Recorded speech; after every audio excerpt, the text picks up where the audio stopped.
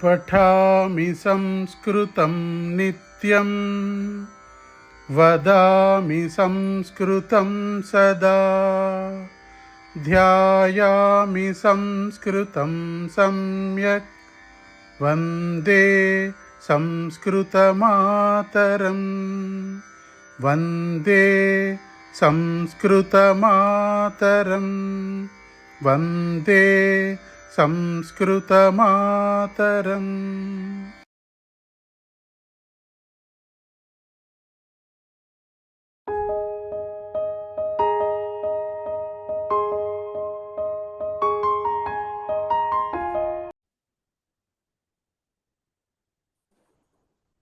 सर्वेभ्यः नमस्कारः।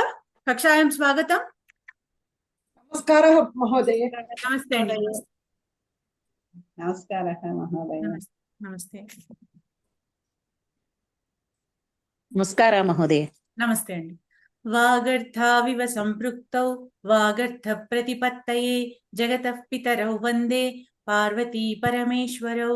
ओम सहनाववतु सहनौ भुनक्तु सह वीर्यं करवावहै तेजस्विनावधीतमस्तु मा विद्विषावहै।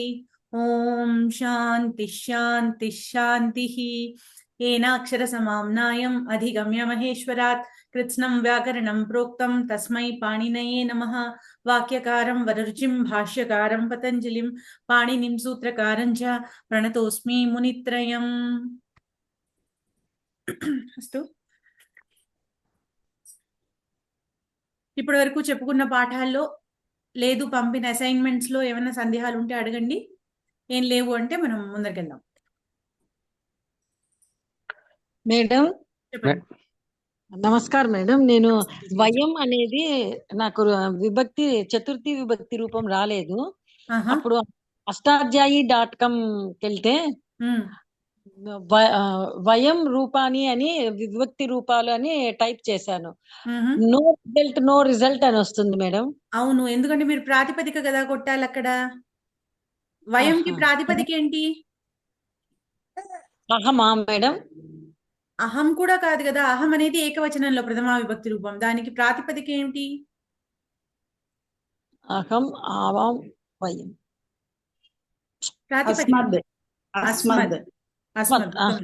అస్మద్ ప్రాతిపదిక. అందుకని అస్మద్ అని టైప్ చేస్తే మీకు వస్తుంది. అస్మద్ శబ్ద రూప అని టైప్ చేస్తే వస్తుంది.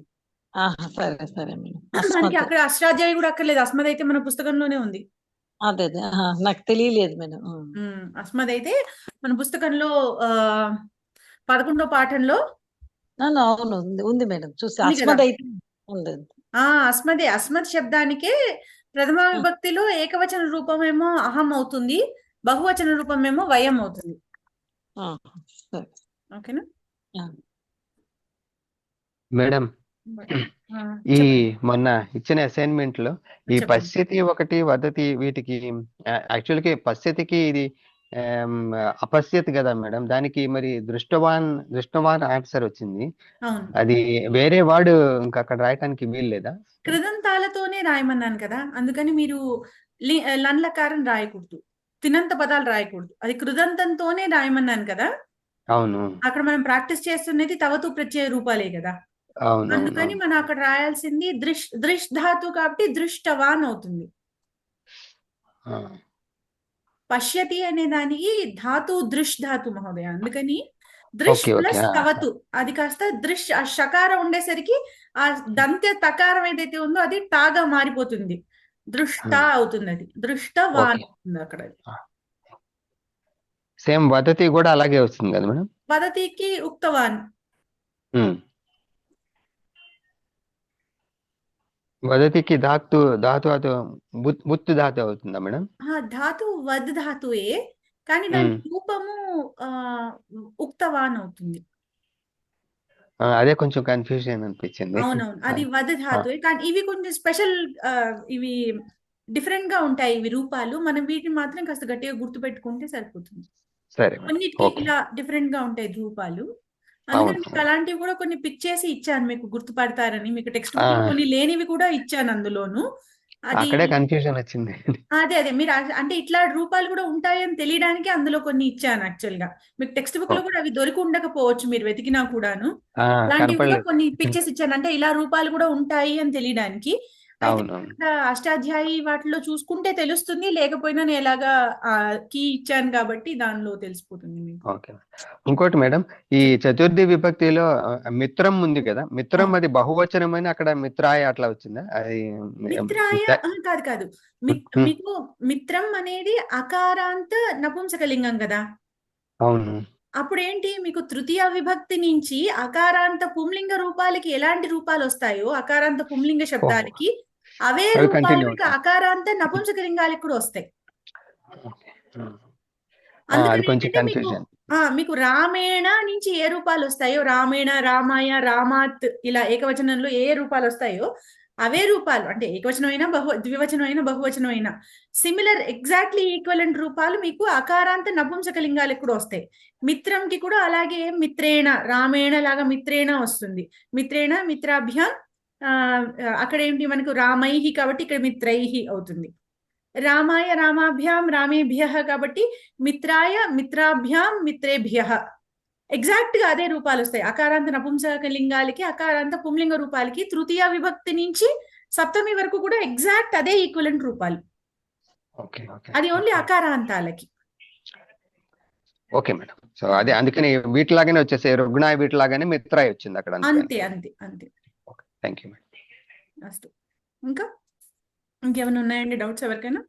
12 చూడండి, అది వచ్చిన దాంట్లో 12 ఏ లెసన్ లోదండి? 6th దా 7th? నేను యాక్చువల్లీ 6th నేను ఆన్సర్స్ పంపించేసాను అనుకుని 7th పెట్టేశాను. 7 అండి, 7 పంపించారు ఆన్సర్స్. అది నేను నిన్ననే పెట్టాను, నేను చూసుకోలేదు, ముందు పెట్టలేదని.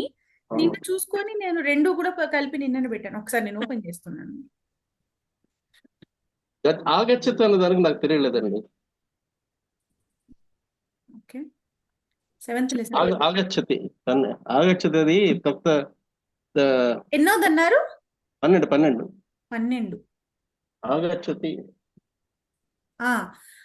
ఓకే, ఆగచ్చతి అంటే ఇప్పుడు గచ్చతి అనుకోండి, గతవాన్ కదా, గతవాన్ కదా. ఇప్పుడు ఆగచ్చతి అన్నప్పుడు ఆగతవాన్, అంతే తేడా, ఇంకేం లేదు. అక్కడ గచ్చతికి గతవాన్ కాదు, పాస్ట్ టెన్స్ చెప్పండి అలాగా. పాస్ట్ టెన్సా? ఓకే, పాస్ట్ టెన్స్ లో ఏంటంటే మీకు మొన్న మనం చెప్పుకున్నాం ప్రతిష్ఠత్ అని చెప్పుకున్నప్పుడు ప్రాతిష్ఠత్ అని వస్తుంది అని. అంటే ప్ర అని ఉపసర్గతో చేరి ప్రతిష్ఠతి ఉందనుకోండి, అప్పుడు మనకి ఏమవుతుంది, మనం ప్ర అని ఉపసర్గని ముందు పక్కన పెట్టేసి తిష్ఠతికి మనకు రాయాల్సిన లన్లకార రూపం ముందు రాస్తాం. అదేంటి తిష్ఠతికి లన్లకార రూపం ఏమవుతుంది? అతిష్ఠత్ అవుతుంది. సో ప్ర ప్లస్ అతిష్ఠత్. ఆల్రెడీ ఉంది కదా. ఏంటండి? ఆగచ్చతి ఉంది కదా, ఆ ముందే ఉంది కదా. అది చెప్తున్నా, ఒక్క నిమిషం మీకు అది చెప్పి దాంతో కంపేర్ చేసి చెప్తాను. ప్రతిష్ఠతి ఉంది అంటే తిష్ఠతికి అతిష్ఠత్ అవుతుంది. సో ప్ర ప్లస్ అతిష్ఠత్ ప్రాతిష్ఠత్, సవర్ణ దీర్ఘ సంధి అయిపోతుంది, ఆ ప్లస్ కాబట్టి ప్రాతిష్ఠత్ అవుతుంది. ఇక్కడికి వచ్చి ఏమవుతుందంటే ఆ గచ్చతి ఉంది, దానిలో ఆంగ్ అనేది ఉపసర్గ అని చెప్పుకున్నాం కదా, గచ్చతికి ఆంగ్ అని ఉపసర్గ చేరింది. ఉపసర్గని ఇందాకట్లాగా పక్కకు పెట్టేయండి. పక్కకు పెట్టేసి మీరు గచ్చతికి మీరు ముందు లగ్నకార రూపం రాసుకోండి. ఏమవుతుంది? అగచ్చత్ అవుతుంది. ఆ ప్లస్ అగచ్చత్, మళ్ళీ అక్కడ సవర్ణ దీర్ఘ సంధి అవుతుంది. అది ఏమిటి, మీకు హ్రస్వం ఉన్నా దీర్ఘం ఉన్నా వచ్చేది దీర్ఘమే. అందుకని ఆ ప్లస్ ఆ అయ్యేసరికి అది ఆ ఒకటి మిగులుతుంది, ఒక దీర్ఘమే మిగులుతుంది, హ్రస్వం అది కూడా ఆగచ్చత్ అయితే ఆగచ్చత్ అవుతుంది. అది అదే డౌట్ వచ్చింది, తప్ప పర్వాలేదు తెలుసు. అదే అదే. సో అందుకని అంతే అంతే 14 ఒకటండి. 14 ఉపవిశతి. ఉపవిశతికి కూడా మళ్ళీ అక్కడ కూడా సవర్ణ దీర్ఘ సంధి అవుతుంది. ఉపవిశతికి ఉప అనేది ఉపసర్గ, పక్కకి తీసేసి విశతికి మనకి లండకార రూపం ఏమవుతుంది? అవిశత్. ఉప ప్లస్ అవిశత్ ఉపావిశత్ అవుతుంది మళ్ళీ. అలాగే మొన్న రాసినప్పుడు నాకు ఈ డౌట్లే వచ్చాయి.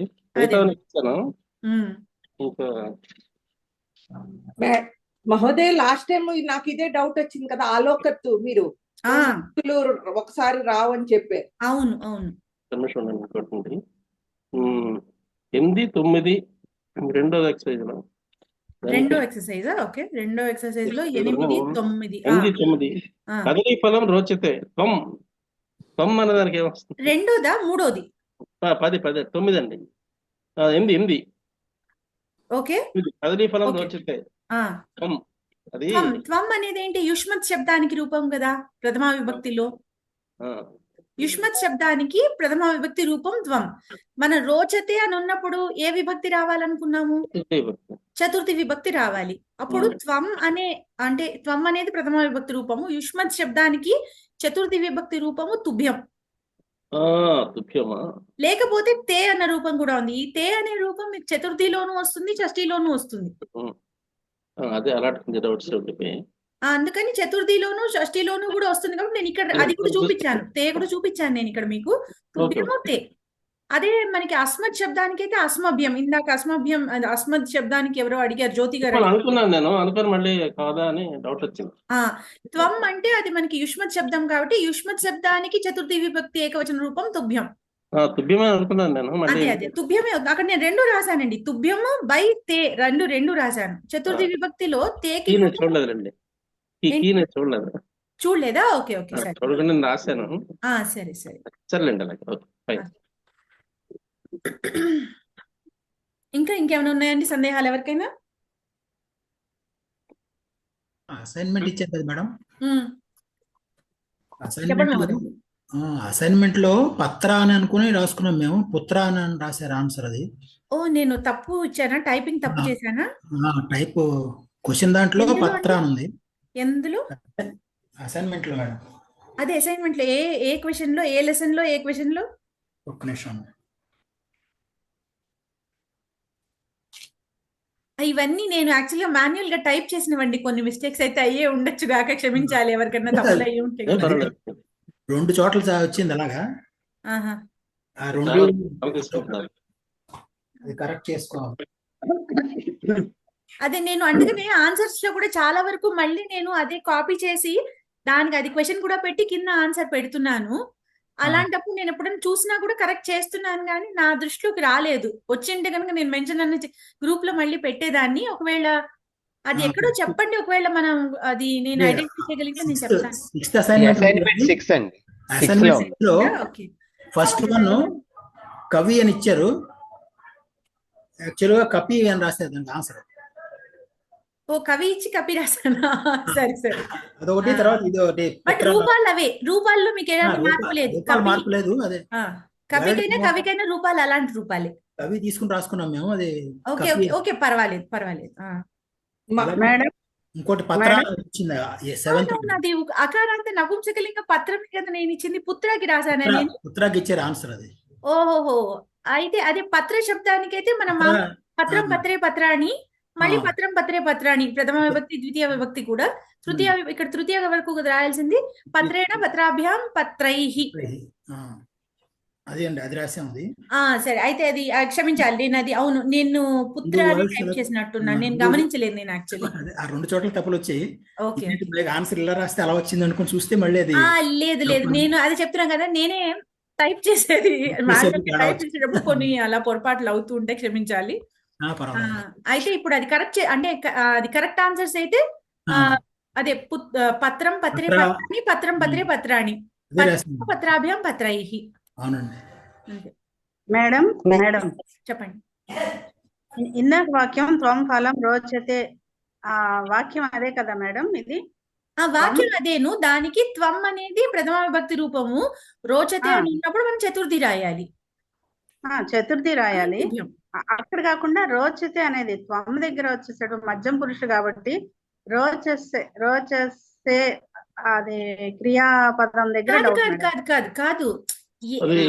అది ఏంటంటే నీకు నచ్చుతుంది అని చెప్తున్నాము. రోచతే అనేది త్వం రోచసే అంటే ఏంటి? నీవు నచ్చుతున్నావు అని అర్థం. అలా కాదు, నీకు నచ్చుతోంది అని కదా మనం చెప్తున్నాం. నీకు మిఠాయి నచ్చుతోంది, నీకు లడ్డు నచ్చుతోంది అని చెప్తున్నాను నేను. ఫలం బేస్ చేసుకుని ఈ క్రియాపదం వచ్చిందా మేడం? అంతే. ఇప్పుడు అంతే కదా. ఇప్పుడు నేను అక్కడ వాక్యాన్ని నేను చెప్తున్నది నీకు లడ్డు నచ్చుతోంది అని చెప్తున్నాను అనుకోండి. నచ్చుతున్నది లడ్డు అనేది ప్రథమ పురుష, అందుకని రోచతే ప్రథమ పురుషులో ఉంది. నచ్చుతున్నావు అన్నా అనుకోండి, నేను త్వం రోచసే అనాలి కదా. ఇప్పుడు ఆ, నచ్చుతున్నది అవును. ఏమిటి? అది నీవు నచ్చుతున్నావు అని చెప్తున్నప్పుడు త్వం రోచసే అంటాను నేను. నీకు లడ్డు నచ్చుతోంది అన్నప్పుడు తుభ్యం లడ్డుకం రోచతే అంటాను నేను. లడ్డుకం అనేది ప్రథమ పురుష, అందుకని రోచతే వాడుతున్నా నేను అక్కడ. అవును మేడం. అయితే కర్తరి ప్రయోగంలో ఆ, ఆ, కర్తని బట్టి క్రియాపదం ఉంటుంది కదా అనే అవును, దగ్గర అట్లా. కరెక్టేను.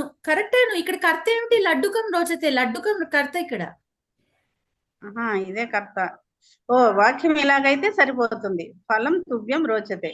ఆ అంటే మనం చెప్పుకున్నాం కదా, అటు ఇటు రాయొచ్చు కదా సంస్కృతంలో, ఆ, అదే అందుకని లడ్డుకం అనేది ఇక్కడ కర్త. కర్త. నచ్చుతున్నది లడ్డుకం కాబట్టి, అంటే క్రియకి అన్వయం ఉన్నది లడ్డుకంతో. ఓకే మేడం, అర్థమైతే. అది ధన్యవాదాలు. అస్తు. ధన్యవాదాలు. మహోదయే, చెప్పండి. తస్మాత్ శబ్దంలో అహం బహువచనం వయం అన్నారు. అవును, ఇందాక ఏదో డౌట్ చెప్పారు కదా, దానికి చతుర్థి విభక్తిలో ఏం చెప్పారు మీరు? అస్మభ్యం. ఆ? అస్మభ్యం.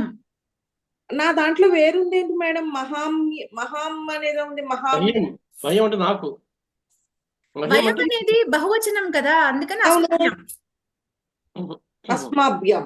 మీరు బహువచనాన్ని చూడండి, ఏకవచనం ఓకే. చూస్తున్నారు, మహ్యం కనిపిస్తోంది. అస్మాభ్యం. ఓకే, నేను ముందు ఆ. చూస్తున్నాను. మహ్యం ఏకవచనము, అస్మభ్యం ఓకే. బహువచనం. బహువచనం. అక్కడ క్వశ్చన్ అడిగింది వయం కాబట్టి అస్మభ్యం అని ఇచ్చాను నేను అక్కడ జవాబు. ఓకే ఓకే, అర్థమైంది. నేను అయితే వింటున్నాను కానీ మేడం నేను హోంవర్క్ చేయలేదు. క్లాస్ చేయలేదంటే ఎలాగా చెయ్యాలి. మేడం ఎందుకు మరి వెనకబడిపోయాను, ఎలా ఫాలో అవుతానో నాకు అర్థం అవట్లేదు. ఇప్పుడు చూడండి, మనకి ఇవాళకి కరెక్ట్ గా ఇప్పుడు మనం మొదలు పెట్టే టైంకి 70% అయిపోయింది. అవును ఇప్పుడు ఇవాళ క్లాస్ అయితే కనీసం 75% అయితే ఖచ్చితంగా అయిపోతుంది. అవును. ఇంకొక 2-2.5 వారాలు, అంటే ఈ వారంలో 8వ పాఠం అయిపోయింది అనుకుందాం. 9, 10 ఇంకో 2 వారాలు. డిసెంబర్ 3వ వారానికి మీకు సిలబస్ అంతా అయిపోతుంది. మరి నేను ఇంకా హోంవర్క్ చేయట్లేదు అంటే ఎట్లా? క్లాసులు మూడు మిస్ అవడంతో నేను మొత్తం పూర్తిగా వెనకబడి. అదే మనకి మీరు ఏం చేస్తారంటే మధ్య మధ్యలో మనకి ఎలాగా వారంలో 2 క్లాసులు ఉంటున్నాయి, మధ్యలో మీ గ్యాప్స్ ఉంటాయి కదా. 2 గంటల క్లాస్ ని మీరు ఏం చేస్తారంటే 2x అదే మన స్పీడ్ మామూలు 1x అనేది నార్మల్ స్పీడ్ 1.25 లోను 1.5 లో పెట్టుకోండి. క్లాసులు మిస్ అయిన వాళ్ళు ఏం చేస్తారంటే మన క్లాసులు మామూలుగా చాలా స్లోగా చెప్పుకుంటాం. అవును. అయితే కొన్ని మీరు ఎక్కడెక్కడ స్కిప్ చేయొచ్చో చూసుకోండి. చూసుకొని అక్కడక్కడ మీకు, అంటే ఇప్పుడు ఎవరైనా డౌట్ అడుగుతున్నారు, మీకు అది అక్కర్లేదు అనిపించింది, మీరు అది FF కొట్టేసుకోండి. మిగతా పాఠం చెప్పేటప్పుడు కూడా 1.25 లోనో 1.5 లోనో పెట్టుకోండి స్పీడ్. మీకు అప్పుడు ఏమవుతుంది, 2 గంటల క్లాసు మీకు 1.5 గంట 1:30 గంట లోపల 1.5 గంటలో పూర్తయిపోతుంది మీ క్లాస్ 1.5 లో పెట్టుకున్నారంటే. దాన్ని కూడా కావాలంటే మీకు రికార్డింగ్ ఏమింటున్నారు కాబట్టి ముక్కలు వినొచ్చు. ఇప్పుడు అరగంట వినండి, సాయంత్రం అరగంట వినండి, రేపు అరగంట, అయిపోయింది ఒక క్లాసు. అవును. కానీ మీరు అలా పెండింగ్ పెడితే మాత్రం అది ఎప్పటికీ అవ్వదు. ఆ గ్యాప్ అలా ఉండిపోతుంది. అలా ఉంచకండి. అలా ఉంచితే మీకు ఏమవుతుందంటే మీరు నెక్స్ట్ వి కవర్ చేసుకోలేరు. అదే కన్ఫ్యూజన్ అయిపోతున్నానండి. ఇంకా మొత్తానికి వచ్చింది కూడా మర్చిపోతున్నాను నేను. అందుకని ఏం చేయాలంటే పాతవి ఎప్పటికప్పుడు అసలు వీలైనంత వరకు నెక్స్ట్ క్లాస్ కి వచ్చే లోపల కవర్ చేసుకోవాలి. అప్పుడు మీకు డౌట్ ఉండదు. ఇంకా ఏదన్నా బై ఎనీ ఛాన్స్ ఒక క్లాస్ మిస్ అయ్యాను, ఒక క్లాస్ కి కవర్ చేసుకోలేకపోయాను అంటే ఖచ్చితంగా 2వ క్లాస్ లోపల కవర్ చేసేయాలి. లేకపోతే మీకు కంటిన్యూషన్ ఉండదు. మెయిన్ నేను ఇక్కడ ముందర చెప్పిన విషయాన్ని మళ్ళీ మీకు డౌట్ వచ్చి మీరు నన్ను అడుగుతారు. ఇది అందరికీ టైం వేస్ట్ అవుతుంది. వాళ్ళు అది అనవసరం కదా. రికార్డింగ్ చూడాలంటే ఎక్కడ చూడాలండి? ఏంటండి రికార్డింగ్ దేంట్లో చూడాలి? నేను ప్లేలిస్ట్ పెట్టాను. నేను యాక్చువల్లీ మొన్న నేను గ్రూప్ లో పైన ట్యాగ్ కూడా చేసి పెట్టినట్టునే పెట్టలేదా? పెట్టాలి అని అనుకున్నాను, అందరు అడుగుతున్నారు అని. మొన్న నేను క్లాస్ మిస్ అయ్యాను. అవునండి, నేను ఇప్పుడే పెడుతున్నాను. నేను ఏం చేస్తున్నానంటే మీకు పైన పిన్ చేసి పెట్టేస్తాను. థ్యాంక్స్ అండి. పిన్ చేసి పెట్టేస్తే మీకు ఏమవుతుందంటే మీకు ఆ గ్రూప్ ఓపెన్ చేయగానే పైన మీకు ఆ పిన్ మెసేజ్ కనిపిస్తుంది. అందులో మీకు నేను అప్పుడే అసలు ఫస్ట్ క్లాస్ అవ్వగానే మీకు అది పెట్టేశాను నేను పిన్. ఇప్పుడు పిన్ చేశాను చూడండి.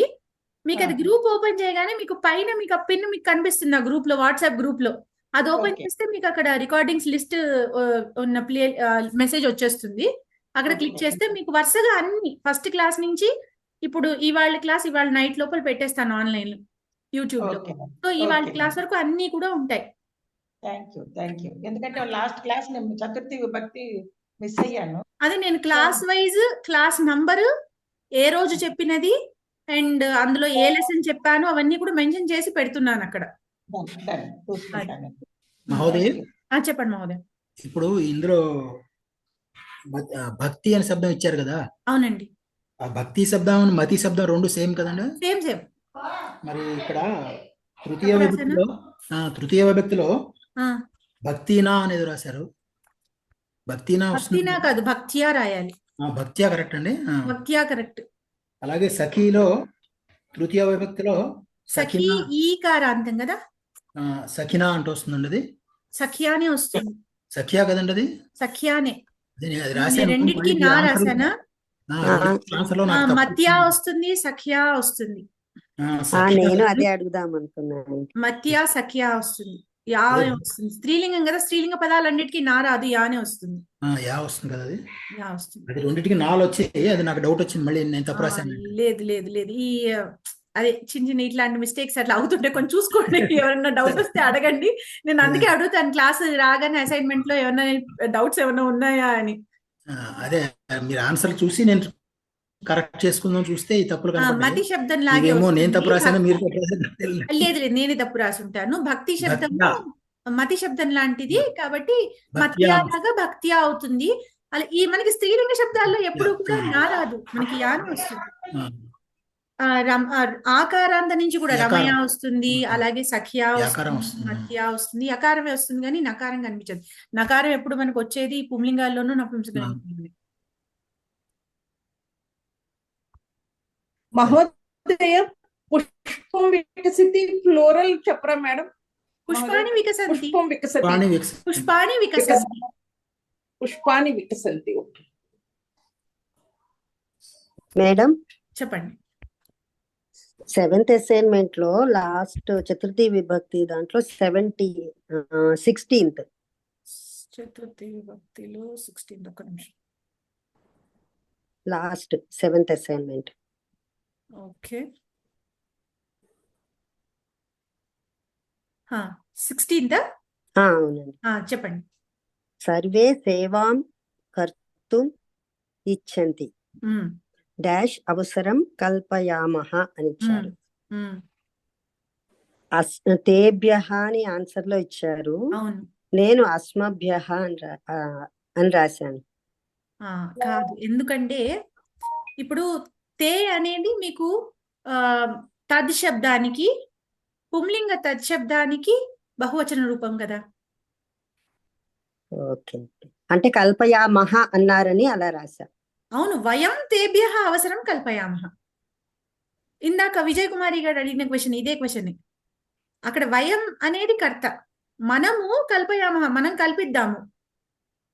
అయితే ఎవరికి? వారికి అవకాశాన్ని కల్పిద్దాం. వారికి అన్నదానికి చతుర్థి రాయాలి మనం ఇక్కడ. సర్వేకి రాయాలంటారు. సర్వేకి కాదు, తేకి. బ్రాకెట్స్ లో తే ఇచ్చాను కదా, తే ఇచ్చారా? చివర్లో తే అని ఇచ్చాను కదా బ్రాకెట్స్ లో. ఎన్నో క్వశ్చన్ మేడం అది? 16దండి, 16 చివర్లోది, లాస్ట్ నుంచి 3వది చతుర్థి విభక్తి 7వ అసైన్మెంట్ లో. తే ఇచ్చారండి.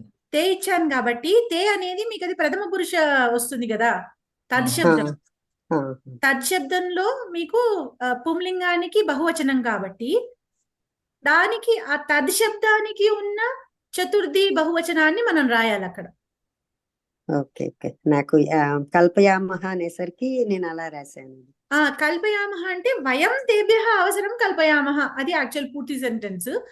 కల్పయామః అనేది ఉత్తమ పురుష బహువచనమే కాబట్టి మనం అక్కడ వయం రాయాల్సిన పని లేదు, అది అధ్యాహారం అయిపోతుంది. అది అక్కడ కల్పయామః అనేది ఉత్తమ పురుషే కాబట్టి ఉత్తమ పురుషలో వయం తప్పించి వేరే వచ్చే అవకాశం లేదు కాబట్టి మనం అక్కడ వయం అని మెన్షన్ చేయాల్సిన పని లేదు. అక్కడ కల్పయామః అంటే వయం కల్పయామః అని అర్థం. తేకి చతుర్థి విభక్తి ఫామ్ తేభ్యః రాయాలి అంతే. థాంక్యూ.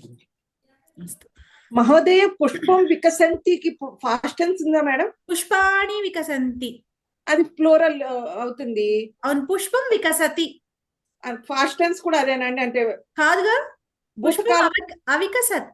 అవికసత్. ఓకే, మీకు భూతకాలం వచ్చింది అంటే వెంటనే క్రియాపదం మారిపోవాలి దీనిలోకి భూతకాలంలోకి.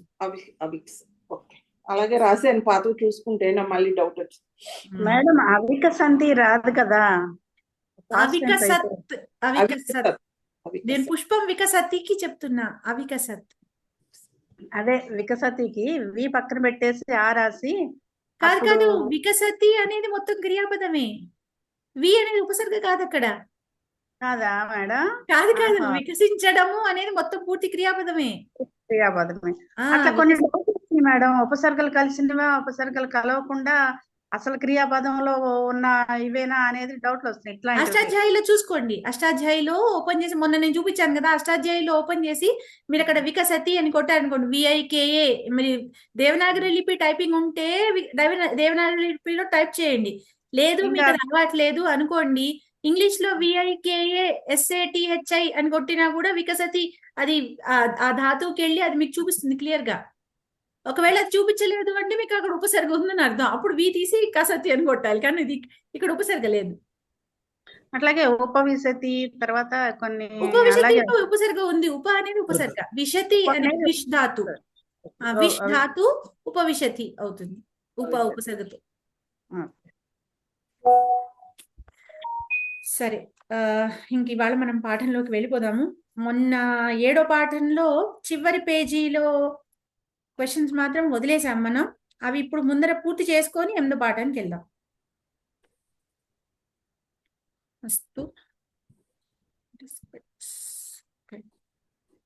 ఈ కింది వాక్యాలను తవతు ప్రత్యయాంత పదాలను ఉపయోగించి సంస్కృతంలోకి అనువదించండి. బాలురు పాటను పాడారు. మాలతి మహోదయ కృదంత పదాలతో చెప్పాలి. బాలురు పాటవత్ బాలురు బాలకాహ ఓకే. పాటను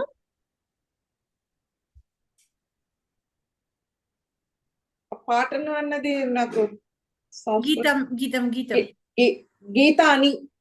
పాటను గీతం. గీతం అనేది నపుంసకలింగం. నపుంసకలింగం ప్రథమ విభక్తి ద్వితీయ విభక్తిలో అదే రూపం. గీతం. పటతవత్ పాడారు.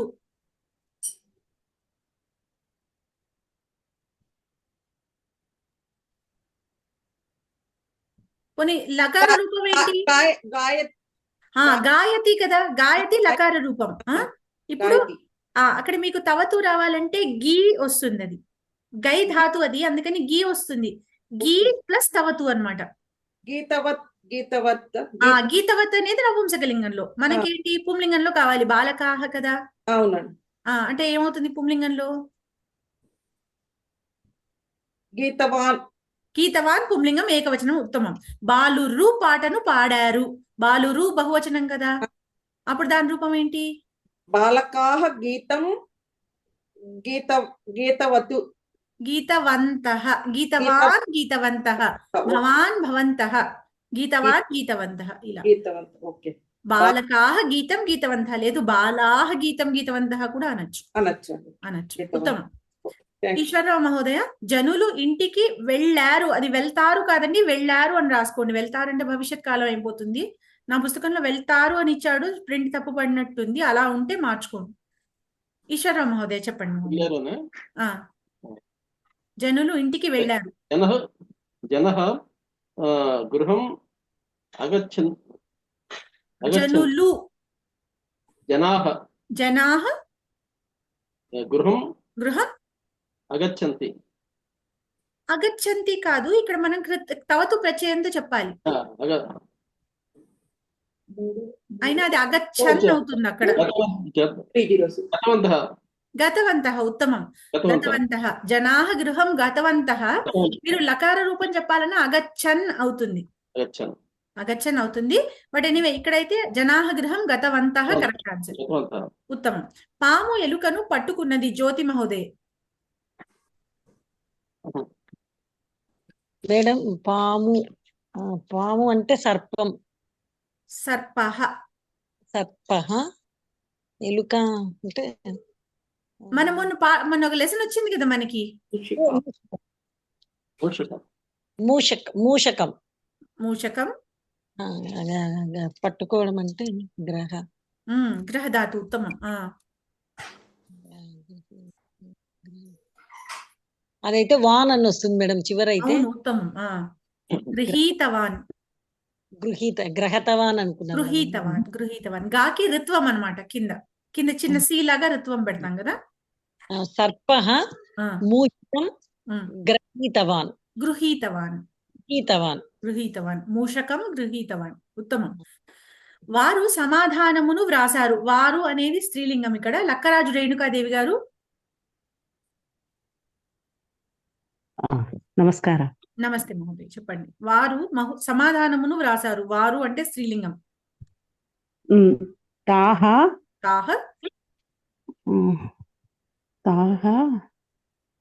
సమాధానం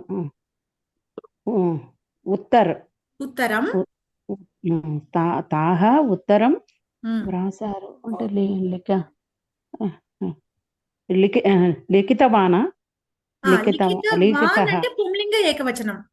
వారు అనేది స్త్రీలింగం అని చెప్పాం కదా. స్త్రీలింగ బహువచనం కావాలి మనకి ఇక్కడ. లిఖితవంతః ఇక్కడే లిఖితవత్యఃనా. ఉత్తమం. లిఖితవతి ఏకవచనంలో, లిఖితవత్యః బహువచనం. మీరు ఇందాకే చెప్పారు కదండి యా వస్తుంది, అది ఇప్పుడు కొంచెం స్ట్రైక్ అయింది. యా వస్తుంది అని చెప్పారు కదా స్త్రీలు, అది రాసుకున్నాను గట్టిగా. సరే, బాగుంది, ఉత్తమం. తాహ ఉత్తరం లిఖితవత్యః. నేను చెప్పిన తృతీయ ఏకవచనానికి, బట్ సరే మీరు దాన్ని ఇక్కడ కూడా వాడారు, బాగుంది. మహిళలు చీరను కొన్నారు. మాధురి మహోదయ.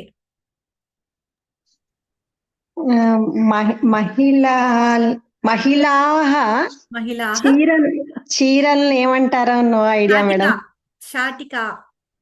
శాటికాం ద్వితీయ. ఉత్తమం. శాటికాం. కొనడాన్ని వత్యహాకి ముందర కొనడాన్ని ఏమంటారు ఐడియా లేదు మేడం. క్రీణాతి అనేది లట్లకార రూపం. క్రీణాతి అది క్రయ ధాతు. మనం విక్రయము క్రయము అక్కడి నుంచి వచ్చింది. అది మార్పు చెంది క్రీతవత్యః అవుతుందా మేడం? అంతే, క్రీతవత్యః అవుతుంది. Thank you madam. ఉత్తమం. మహిళాః శాటికాం క్రీతవత్యః. ఉత్తమం. Thank you madam. బాలిక పొద్దున ఆడింది. ప్రశాంతి మహోదయే.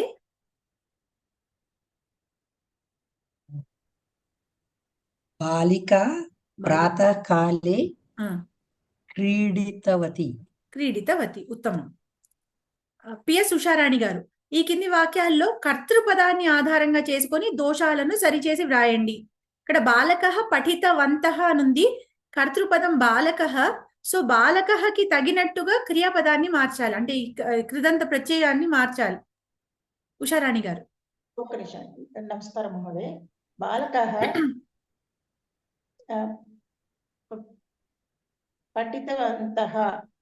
పఠితవంతఃకి కర్తృపదాన్ని ఆధారంగా చేసుకుని దోషాలను సరిచేయండి. బాలకః పుంలింగం. పఠితవంతః. ఇప్పుడు ఒకటి చెప్పండి, బాలకః ఏకవచనమా బహువచనమా? ఏకవచనం.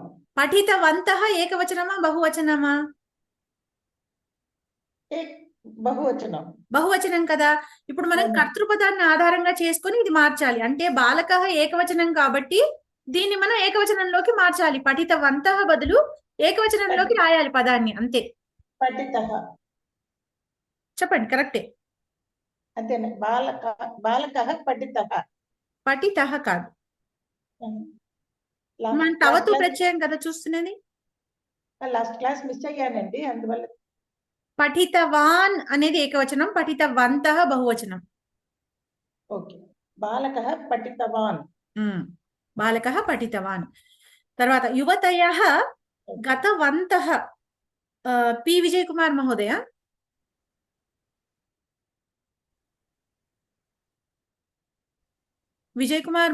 పి విజయ్ కుమార్ మహోదయ.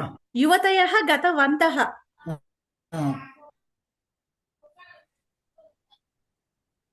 కర్తని బట్టి మార్చాలి. కర్త యువతయః అనేది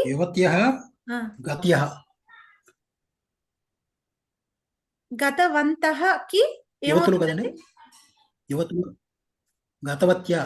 గతవత్యః గతవత్యః యువతయః గతవత్యః ఉత్తమం.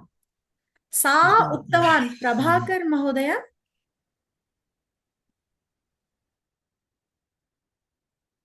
ప్రభాకర్ మహోదయ మొదటిసారి చూస్తున్నట్టున్నాను క్లాస్ లో. సరే, రాధాదేవి గారు. సా అది స్త్రీలింగంలోకి మార్చాలి కదండి. అంతే.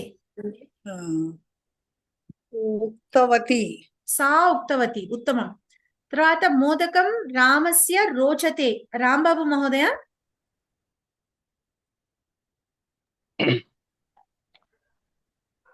మోదకం రామస్య రోచతే. మోదకం రామాయ రోచతే. ఉత్తమం, అంతే. రోచతే అన్నప్పుడు మనకి చతుర్థి ఉండాలి కాబట్టి రామస్య అనేది షష్ఠి, అది రామాయ రోచతే. ఉత్తమం, బహు ఉత్తమం మహోదయ. తర్వాత కురూపిణి సుందరీం అసూయతి. శైలజ తుమ్మలపల్లి గారు. కురూపిణి సుందరీం అసూయతి. కురూపిణి అంటే కురూపిణి సుందరీం అసూయవతి కాదు, అసూయతిలో మార్పు లేదు. ఇక్కడ మీరు సుందరీం పదం మార్చాలి. అసూయతి, కృధ్యతి ఇలాంటివి వచ్చినప్పుడు చతుర్థి విభక్తి రావాలి. ఎవరి పట్ల ద్వేషం ఉందో, ఎవరి పట్ల అసూయ ఉందో వారికి చతుర్థి విభక్తి రావాలి. అయితే సుందరియౌ అసూయతి. సుందరియౌ కాదు,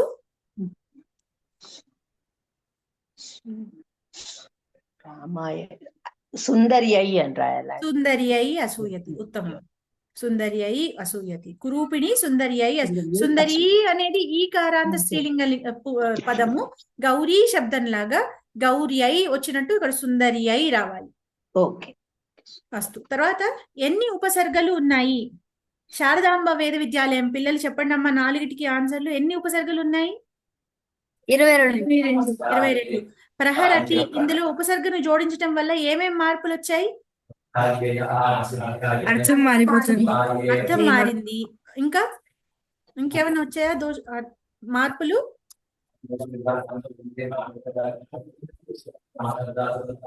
పరస్మైపది ఆత్మనేపదిలు ఏమైనా అయ్యాయా? అవ్వలేదా? అవ్వలేదు. పరస్మైపదిగానే ఉంది. హరతి పరస్మైపదియే, ప్రహరతి కూడా పరస్మైపది. తర్వాత అప్రహరత్, ఇందులో తప్పేమిటి?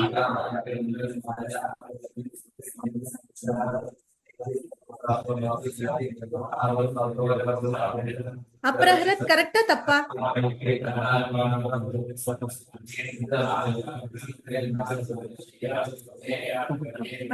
తప్పు. ఎందుకు తప్పు?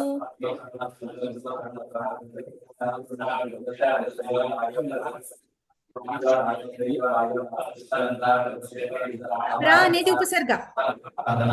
ఉపసర్గ వచ్చినప్పుడు ఏమవ్వాలి? లకార రూపాలు.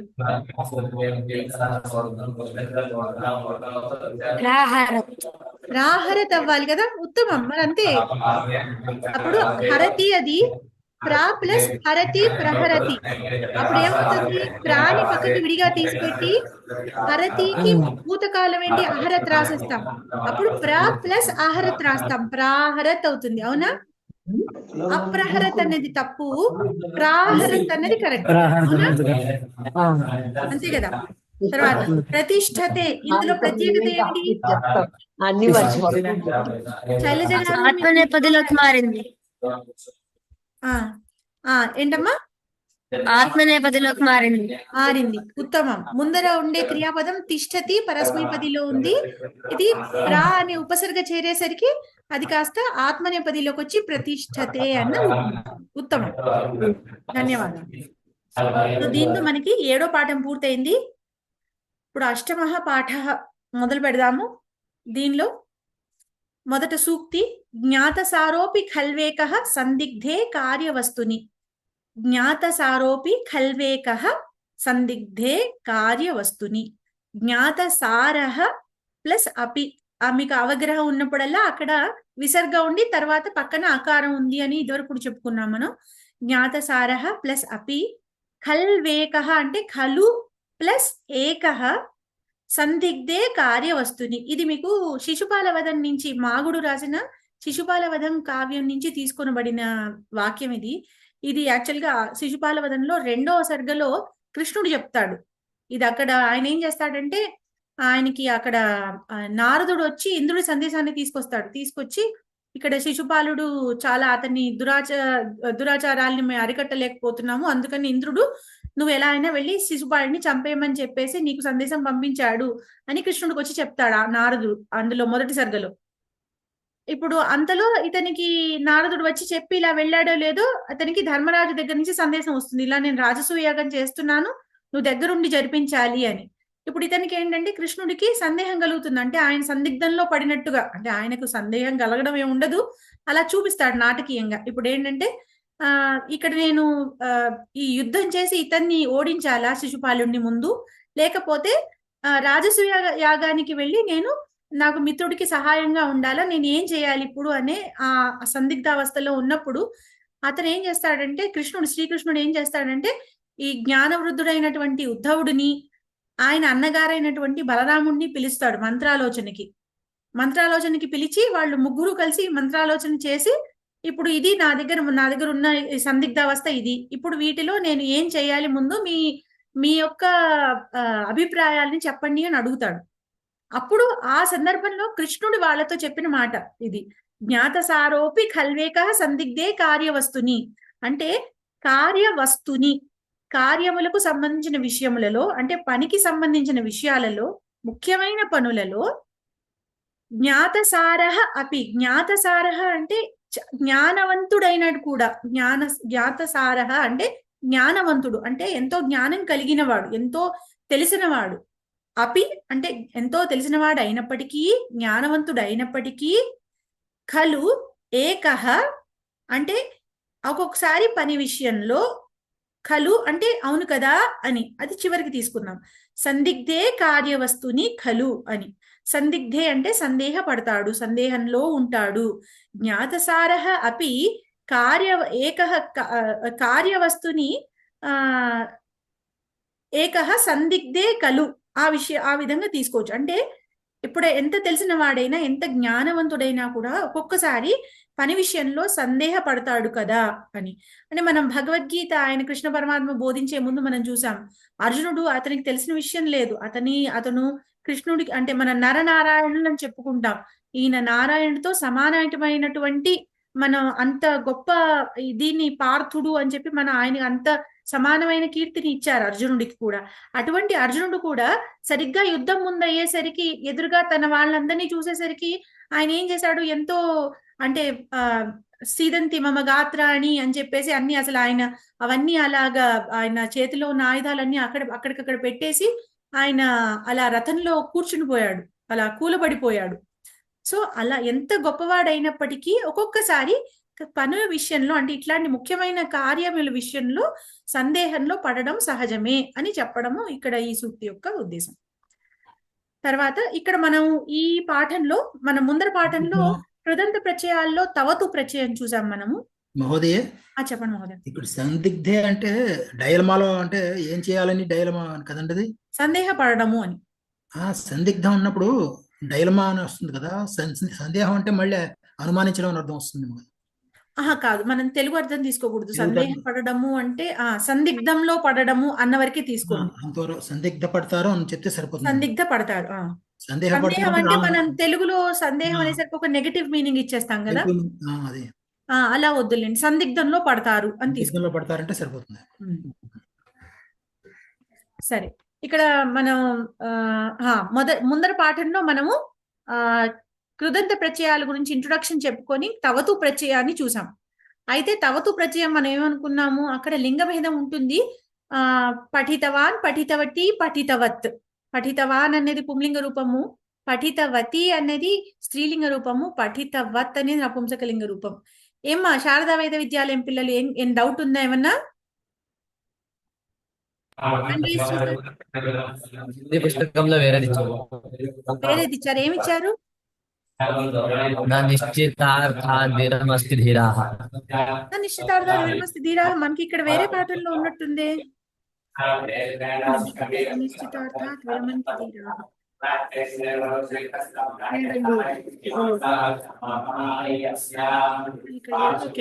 సరే ఎనివే ఇప్పుడు నా నిశ్చితార్థాత్ విరమంతి ధీరాహ అంటే నిశ్చితార్థాత్ ఒకటి నిర్ణయించుకొని ఒకటి చేయాలి అని అనుకున్న దాని గురించి నిశ్చితమైన అర్థం గురించి నా విరమంతి ధీరాహ. ఇప్పుడు నా మనకి ఎప్పుడు ఏంటంటే శ్లోకాల్లో పద్యాలలో నా ఎక్కడన్నా ఉంది అంటే దాన్ని తీసుకెళ్లి మనం క్రియాపదానికి అతికించాలి.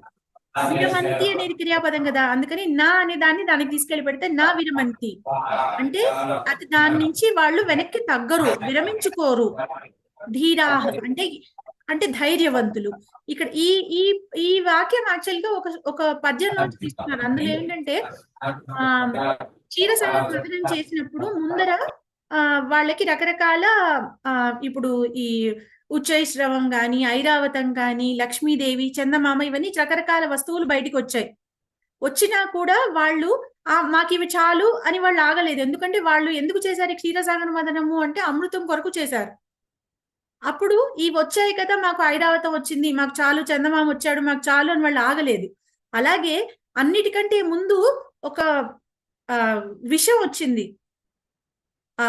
అప్పుడు ఆ విషాన్ని కాలకూట విషయం అది వచ్చింది. అప్పుడు వచ్చినప్పుడు ఏం చేశారు, శివుణ్ణి ప్రార్థిస్తే ఆయన తీసి ఆయన గరళకంఠుడయ్యాడు ఆయన గొంతులో పెట్టుకొని. సో అంత పెద్ద అంత ఘోరమైన విషయం వచ్చినా కూడా, విషం వచ్చినా కూడా అమ్మో ఇట్లాంటివి ఏమొస్తాయో అని వాళ్ళు భయపడలేదు. వాళ్ళు అక్కడతో ఆపలేదు. తర్వాత ఈ కల్పవృక్షము, కామధేనువు, చందమామ ఇవన్నీ ఎందు బయటకు వచ్చినా కూడా వాళ్ళు అక్కడికి కూడా సంతోషించి ఆగిపోలేదు. ఎందుకంటే వాళ్ళు అనుకున్నది ఏంటి, వాళ్ళు సాధించాలనుకున్నది అమృతాన్ని. అది సాధించేంత వరకు వాళ్ళు వెనక్కి తగ్గలేదు వాళ్ళు, అవునా? అందుకని నా నిశ్చితార్థాత్ వాళ్ళ నిశ్చితార్థం ఏమిటి, అక్కడ వాళ్ళు దేని గురించి అనుకున్నారు, వాళ్ళకి కావాల్సింది అమృతం. ఆ అమృతాన్ని పొందేంత వరకు నా విరమంతి ధీరాహ, ధైర్యం గల వాళ్ళు, పరాక్రమవంతులు ఆ నిశ్చితార్థాన్ని పొందేంత వరకు వాళ్ళు వాళ్ళ ప్రయత్నం నుంచి విరమించుకోరు అని చెప్పడం అక్కడ అర్థం. అర్థమైందమ్మా?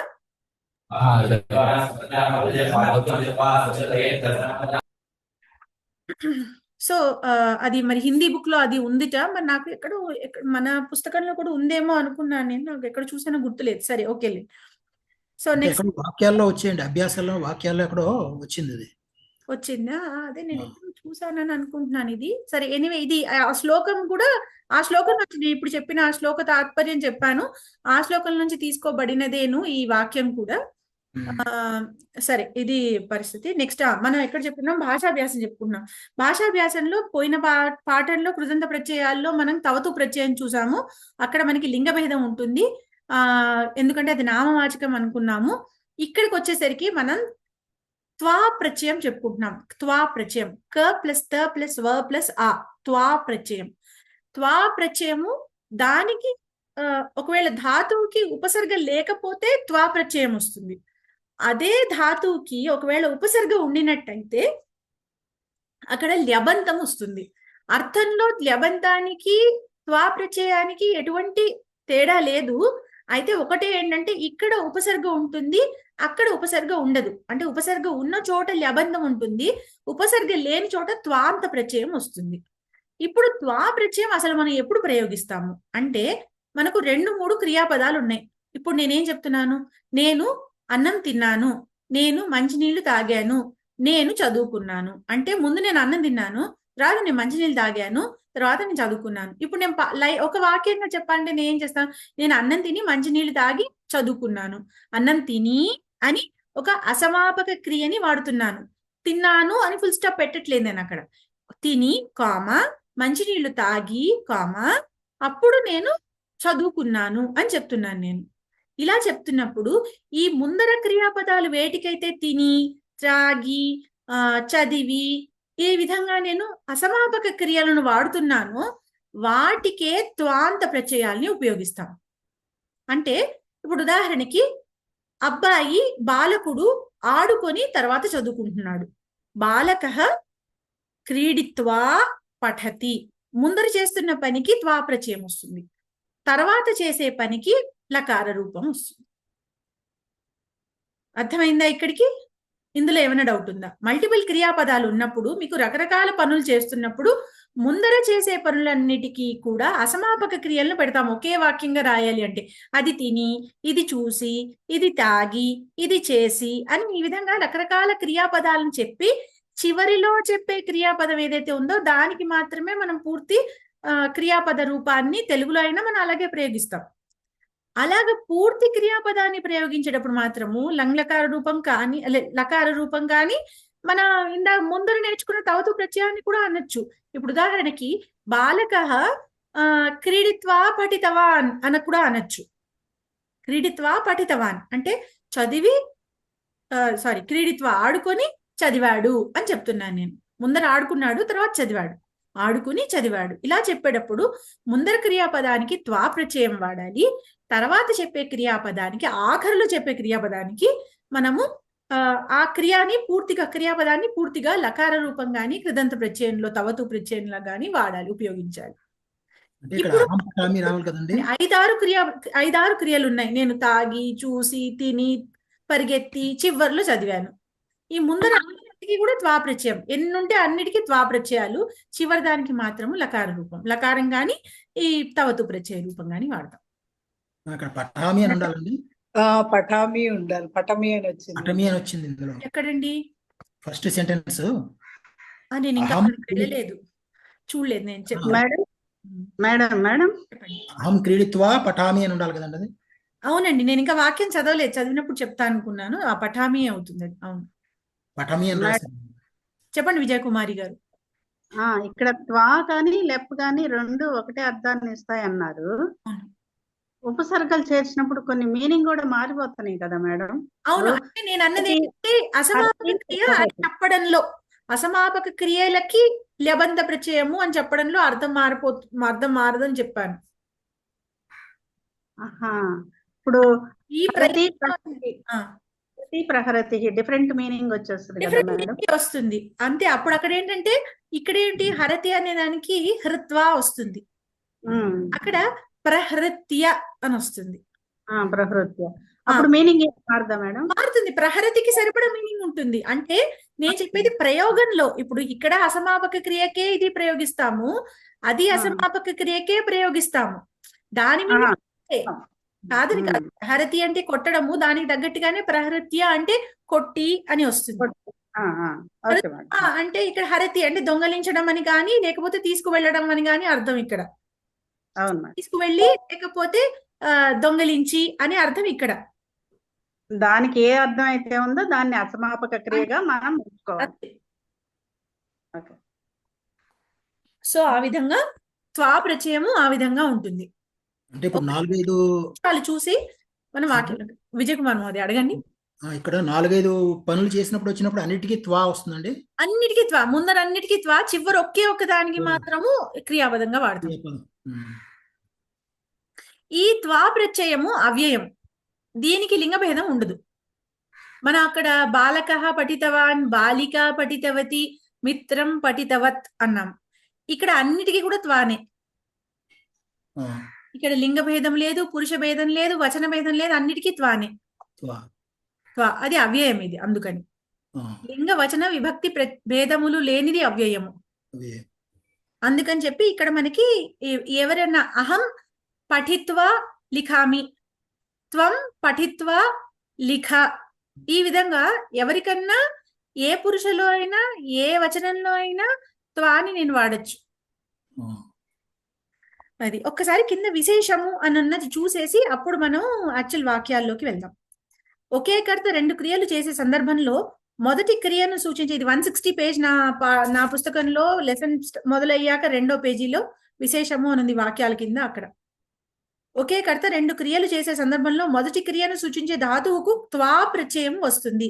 బాలకః క్రీడతి, బాలకః పఠతి, బాలకః క్రీడిత్వా పఠతి. ఇక్కడ ఆడటం, చదవడం అనే 2 క్రియలను బాలకుడే చేస్తాడు. అందువలన మొదటి ధాతువుకి త్వా చేర్చగా క్రీడిత్వా అనే రూపం వస్తుంది. ఇది ఎలా వస్తుంది? పైన ఇచ్చాడు చూడండి, విశేషంకి పైన క్రీడ ధాతు ప్లస్ త్వా. త్వాలో కకారం లోపం వచ్చేస్తుంది. త్వాలో కా లోపం వచ్చేసి ఓన్లీ త్వ, త వ అ మాత్రమే చేరి క్రీడిత్వ. ఇకారము మనకి పఠితవాన్ ఎలా అయితే పఠధాతుకి ఇకారం ప్రత్యయం ఒకటి చేరి తర్వాత తవ్వుతూ వస్తుందో, ఇక్కడ కూడా క్రీడ్ అనే దానికి ఇకారం అనే ప్రత్యయం చేరి త్వ వస్తుంది. క్రీడిత్వ, పట్ ఇత్వ, పఠిత్వ, ఈ విధంగా వస్తుంది. ఈ విధమైన రూపాలు పొందుతుంది అది. సురేష క్రీడతి, రమేష పఠతి. ఇలా ఉన్నప్పుడు ఏంటి, కర్తలు వేరు వేరు. సురేష వేరేవాడు, రమేష వేరేవాడు. సురేష క్రీడతి, రమేష పఠతి అని చెప్పినప్పుడు నేను ఈ ఒక్కడే కర్త కాదు కాబట్టి నేను సురేష క్రీడిత్వ రమేష పఠతి అని అనకూడదు. చేసిన రెండు పనులు చేసిన వాడు ఒకడే అయితే మాత్రము సురేష క్రీడిత్వ పఠతి అనొచ్చు. కానీ వేరే వేరే వాళ్ళు చేస్తే ఇక్కడ రెండు క్రియల కర్తలు వేరు, అందువలన త్వా ప్రత్యయాన్ని చేర్చటం కుదరదు. సురేష క్రీడిత్వ రమేష పఠతి అని చెప్పకూడదు. ఇది ఇక్కడ ఇచ్చారు. తర్వాత వీటికి కొన్ని క్రియాపద రూపాలు కొద్దిగా రూపాంతరం పొందుతాయి. వాటివి రూపాలు కూడా ఇచ్చారు ఇక్కడ. పృచ్ఛతి పృష్ట్వ, గచ్చతి గత్వ, అలాగే తిష్టతి స్థిత్వ, స్థాధాతు స్థిత్వ, గాయతి గై ధాతు గీత్వ, వహతి వహధాతు ఊఢ్వ, యచ్చతి దాధాతు దత్వ, దతాతి కూడా దత్వనే, నయతి నీత్వ, నీ ధాతు కాబట్టి నీత్వ, స్మరతి స్మృత్వ, స్మృ ధాతు అది, అందుకని స్మృత్వ అవుతుంది. ఆ విధంగా కొన్ని వేరే రకాల రూపాలు ఉన్నాయి. మిగతా చాలా వరకు వాటికి క్రీడిత్వ, పఠిత్వ, లిఖిత్వ ఈ విధమైన రూపాలు వస్తాయి. మనం ఇప్పుడు వాక్యాలు చూద్దాం. అహం క్రీడిత్వ పఠామి. ఇక్కడ ఇందాక విజయ్ కుమార్ మహోదయ పాయింట్అవుట్ చేసినట్టు అది పఠమి కాదు, పఠామి ఉండాలి. అహం క్రీడిత్వ పఠామి అంటే నేను ఆడుకొని చదువుతాను. ముందు ఆడుకుంటాను, తర్వాత చదువుతాను. రెండు క్రియాపదాలు ఉన్నాయి కాబట్టి ముందర చేసే పనికి త్వా ప్రత్యయం అంటే అసమాపక క్రియని పెట్టి, అసమాపకము అంటే ఏం లేదు, సమాప్తం చెందిన క్రియని మొత్తానికి మనం సిద్ధక్రియ అంటాం. పఠామి అన్నది సిద్ధక్రియ. అది అలా కాకుండా సిద్ధం కాని సాధ్య క్రియని క్రీడిత్వా అని అంటాం అన్నమాట. అంటే అసమాపకాన్ని వాడతాం. అది ఇక్కడికి సమాపం అవ్వలేదు, ఇంకా క్రియ పూర్తి అవ్వలేదు, అందుకని దాన్ని అసమాపక క్రియగానే సూచిస్తాం. క్రీడిత్వా పఠామి అని. సహ స్థిత్వా గాయతి. తిష్టతి అనే క్రియాపదానికి స్థాధాతు, దానికి స్థిత్వా అనే రూపం వస్తుంది. స్థకి ఈ ప్లస్ త్వ, స్థిత్వా. అతడు నిలబడి పాడుతాడు. అంబా పాకం కృత్వా పరివేషయతి. కృత్వ కరోతి, కృత్వ కృధాతు కృత్వ అవుతుంది. అంబా అంటే అమ్మ వంట చేసి వడ్డిస్తుంది. చోరః ఆరక్షకం దృష్ట్వా, అది దష్ట్వా కాదు, దృష్ట్వా. దాకి కింద ఋత్వం లేకపోతే పెట్టుకోండి. దృష్ట్వా ధావితవాన్. దొంగ రక్షక భటుడిని, పోలీసును చూసి పరిగెత్తాడు. ఏషా పాఠం పఠిత్వా నిద్రాం కరోతి. ఈమె పాఠము చదివి నిద్రపోతుంది. సహ పాఠశాలాం గత్వా పఠతి. అతడు పాఠశాలకు వెళ్ళి చదువుతాడు. అహం గ్రంథం దృష్ట్వా లిఖామి. నేను గ్రంథమును చూసి వ్రాస్తాను. పశ్యతి అంటాం కదా, పశ్యతికి దృష్ ధాతు దృష్ట్వా అవుతుంది.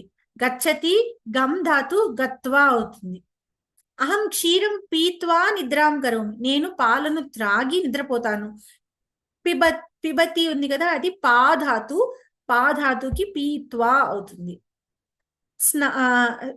స్నాత్వా పూజాం కరోతి. సహ స్నాత్వా, అది సహ రాలేదు, అతడు స్నానం చేసి పూజ చేస్తాడు. సహ స్నాత్వా పూజాం కరోతి అంటే అతడు స్నానం చేసి పూజ చేస్తాడు. అహం అర్థం జ్ఞాత్వా వదామి. నేను అర్థమును తెలుసుకొని చెప్తాను. తర్వాత తే శబ్దం శ్రుత్వా భీతవంతః. శృణోతి, శృణోతి శబ్దానికి శ్రూ ధాతు, అప్పుడు శ్రుత్వా భీతవంతః. వారు శబ్దమును విని భయపడ్డారు. బాలాహ అర్థం పృష్ట్వా జ్ఞాతవంతః. పృచ్ఛతి ఉంది కదా, ప్రచ్ ధాతు అది. బాలాహ బాలురు అర్థమును అడిగి తెలుసుకున్నారు. జ్ఞాతవంతః అనేసరికి అది మన భూతకాలార్థం కాబట్టి తెలుసుకున్నారు అని భూతకాలంలో చెప్తున్నాం. భక్తాహ దేవం స్మృత్వా పూజయంతి. భక్తులు దేవుడిని స్మరించి పూజిస్తారు. బాలాహ పతిత్వా రుదంతి. బాలురు పడి పతిత్వ అంటే పతతి ఉంది చూసారా, పత్ ధాతు. ఆ పతిత్వ పడి రుదంతి ఏడుస్తారు. త్వం ఛత్రం గృహీత్వా గచ్చ, నీవు గొడుగుని పట్టుకుని వెళ్ళు. గచ్చ అనేది ఏ లకారం అవుతుంది? లోట్లకారం. ఉత్తమం. ఆజ్ఞ ప్రార్థనలో గచ్చ అనేది మధ్యమ పురుష ఏకవచన రూపం. చోరహ ధనం చోరయిత్వా నీతవాన్, దొంగ ధనాన్ని దొంగలించి తీసుకువెళ్ళాడు. త్వం మాం ఉక్త్వా గచ్చ, మళ్ళీ అదే గచ్చ వచ్చింది. ఆజ్ఞా ప్రార్థన లోట్లకారం. నీవు నాకు చెప్పి వెళ్ళు. తే ఫలం కాదిత్వా తృప్తిం ప్రాప్తవంతః, వారు పండును తిని తృప్తిని పొందారు. బాలకాహ దేవం వందిత్వా గతవంతః, బాలురు దేవుణ్ణి నమస్కరించి వెళ్ళారు. సో ఈ విధంగా త్వా ప్రత్యయాన్ని రెండు క్రియాపదాలు, రెండు లేక అంతకంటే ఎక్కువ క్రియాపదాలు ఉన్నప్పుడు ముందర ఉన్న క్రియాపదాలన్నిటికీ త్వా ప్రత్యయాన్ని ప్రయోగించాలి. ఆఖరిలో ఉన్న దానికి మాత్రము ఇలా లన్లకార రూపం గాని కృదంత ప్రత్యయాన్ని గాని అంటే తవతు ప్రత్యయాన్ని గాని ప్రయోగించవచ్చును. సో ఇవి ఇక్కడ వరకు మనకి త్వా ప్రత్యయం చెప్పారు. అయితే ల్యప్ ప్రత్యయం గురించి తర్వాత వాక్యాలు ఇచ్చారు. వాక్యాలు తర్వాత ఉన్న విశేషాలని మళ్ళీ ఒకసారి ముందు చదువుదాం. పై వాక్యాల్లో స్థూలాక్షరాల్లో ముద్రించబడిన, ఇది 162 పేజు, పాఠం మొదలయ్యాక 4వ పేజీ. పై వాక్యాల్లో స్థూలాక్షరాల్లో ముద్రించిన శబ్దాలను ల్యప్ ప్రత్యయాలు అని గాని ల్యబంతములు అని గాని అంటారు. హరతి అనే దానికి త్వాంత రూపం హృత్వా అని. కానీ క్రియాపదము ఉపసర్గతో కూడినప్పుడు త్వా ప్రత్యయాంత స్థానంలో ల్యప్ అనే ప్రత్యయం వస్తుంది. ల్యప్ రావడం వల్ల లకారం లోపం చెందుతుంది, పకారం పోతుంది, యా మాత్రం మీకు కనిపిస్తుంది. ఆ పదంలో యా కనిపిస్తుంది. అందుకని హరతి అంటే హృత్వా అనేది త్వా ప్రత్యయం, హృ ధాతు కాబట్టి హృత్వా త్వా ప్రత్యయం అవుతుంది. అపహరతికి అపహృత్య అవుతుంది. అపహృత్య వకారం బదులు యా కనిపిస్తుంది మీకు అక్కడ. అపహృత్య. ఒకే వ్యక్తి రెండు పనులు చేస్తున్నప్పుడు మొదటి పనిని సూచించే క్రియాపదానికి త్వా ప్రత్యయం చేరుతుంది కదా, అదే అర్థంలో ల్యప్ ప్రత్యయం వస్తుంది. ధాతు ఉపసర్గతో కూడినప్పుడు త్వా ప్రత్యయానికి బదులుగా ల్యప్ ప్రత్యయం వస్తుంది. కొన్ని ఉదాహరణలు: పరిహరతి అన్నప్పుడు పరి అనే ఉపసర్గ ఉంది హరతికి, అందుకని పరిహృత్య. సమర్పయతి అన్నప్పుడు అర్పయతి అనేది అక్కడ క్రియాపదము, సమ్ అనేది ఉపసర్గ, అందుకని సమర్ప్య అనేది ల్యబంత రూపం. ఆరోహతి అన్నప్పుడు రుహ్ ధాతు, రోహతి అనేది క్రియాపదం, ఆంగ్ అనేది ఉపసర్గ, అందుకని ఆరుహ్య అనే ల్యబంత రూపం వస్తుంది. ఉపవిశతి ఉపసర్గ, విష్ ధాతు, ఉపవిశ్య. ప్రక్షాళయతి అన్నప్పుడు ప్రా అనేది ఉపసర్గ, క్షాళయతి అనేది క్రియాపదం అక్కడ, అందుకని ప్రక్షాళ్య అనే రూపం వస్తుంది. ఏదైనా క్రియను చేయకపోవడం అనే అర్థంలో మాత్రం త్వాయే ఉంటుంది. అంటే అకృత్వ, అగత్వ, అదృష్ట్వ, అపటిత్వ అని. అంటే ఎప్పుడైనా మనం నెగటివ్ చెప్తున్నప్పుడు అకృత్వ అన్నప్పుడు అక్కడ మరి ముందర ఉపసర్గ ఉంది కదా, అందుకని కృత్య అని రాయడానికి వీల్లేదు. అకృత్వ, అగత్వ, అదృష్ట్వ అని నెగటివ్ ని చెప్పేటప్పుడు మాత్రము మనం ఖచ్చితంగా అక్కడ త్వా ప్రత్యయాంతమే వాడాలి. అది ఉపసర్గగా మనం తీసుకోకూడదు. అక్కడ నెగటివ్ చెప్తున్నప్పుడు ఆకారాన్ని మనము ఉపసర్గలా కాకుండా అది నెగటివ్ చెప్తోంది కాబట్టి అది మనం అక్కడ త్వా ప్రత్యయమే ఉపయోగించాలి. ఇది ఇక్కడ మనకి చెప్పుకున్నది. ల్యబంత వాక్యాలు చూద్దాం ఒకసారి. ఆరక్షక చోరం అనుసృత్య గతవాన్. అనుసరతి అని చెప్తున్నారు ఇక్కడ. అనుసరతి అంటే ఆయన్ని అనుసరించి వెళ్ళడము, వారిని అనుసరించి వెళ్ళడం. అప్పుడు అనుసరతి అనేదానికి అను అనే ఉపసర్గ ఉంది కాబట్టి అనుసృత్య. మామూలుగా అయితే శృత్వా అవుతుంది, కానీ ఇక్కడ సరతి అంటే శృత్వ, కానీ ఇక్కడ అను అనే ఉపసర్గ ఉంది కాబట్టి అనుసృత్య వస్తుంది అక్కడ. అంటే పోలీసు దొంగను అనుసరించి వెళ్ళాడు, వెంబడిస్తూ వెళ్ళాడు అని చెప్పడం అన్నమాట. చోరః ధనం అపహృత్య ధావితవాన్. అపహరతి అనే క్రియాపదానికి అపహృత్య ల్యబంతం. దొంగ ధనాన్ని దొంగలించి పరుగెత్తాడు. శాస్త్రం అభ్యస్య సహ పండితః అభవత్. అభి ప్లస్ అస్ ధాతు, అభి ప్లస్ అస్ ధాతు, అభ్యస్య అనే ల్యబంతం వచ్చింది. శాస్త్రాన్ని అభ్యాసం చేసి అతడు పండితుడు అయ్యాడు. భక్త దేవాయ పుష్పాన్ని సమర్ప్య గతవాన్. సమర్పయతి. సమ్ ప్లస్ అర్పయతి. సమ్ అనేది ఉపసర్గ, అర్పయతి అనేది క్రియాపదము. సమర్ప్య ల్యబంధం. భక్తుడు దేవుడికి పూలను సమర్పించి వెళ్ళాడు. సేవక వృక్షాత్ అవతీర్య గతవాన్. అవతరతి అనేది ఇక్కడ క్రియాపదము. తరతి అనే క్రియాపదానికి అవ అనే ఉపసర్గ చేరింది. అవతరతి అంటే దిగడం. వృక్షాత్ అవతీర్య, వృక్షం నుంచి దిగి అంటే సేవకుడు చెట్టు నుండి దిగి వెళ్ళాడు. త్వం రజ్జుం ఆకర్ష్య పశ్య. ఆకర్షతి అంటే లాగడం. కర్షతి అనే దానికి ఆంగ్ అనే ఉపసర్గ చేరడం వల్ల లాగడము అనే ఆకర్షించడము అనే అర్థం చూసారా, అది కూడా దీని నుంచి వచ్చింది. ఆకర్షతి అంటే లాగడం అన్నమాట.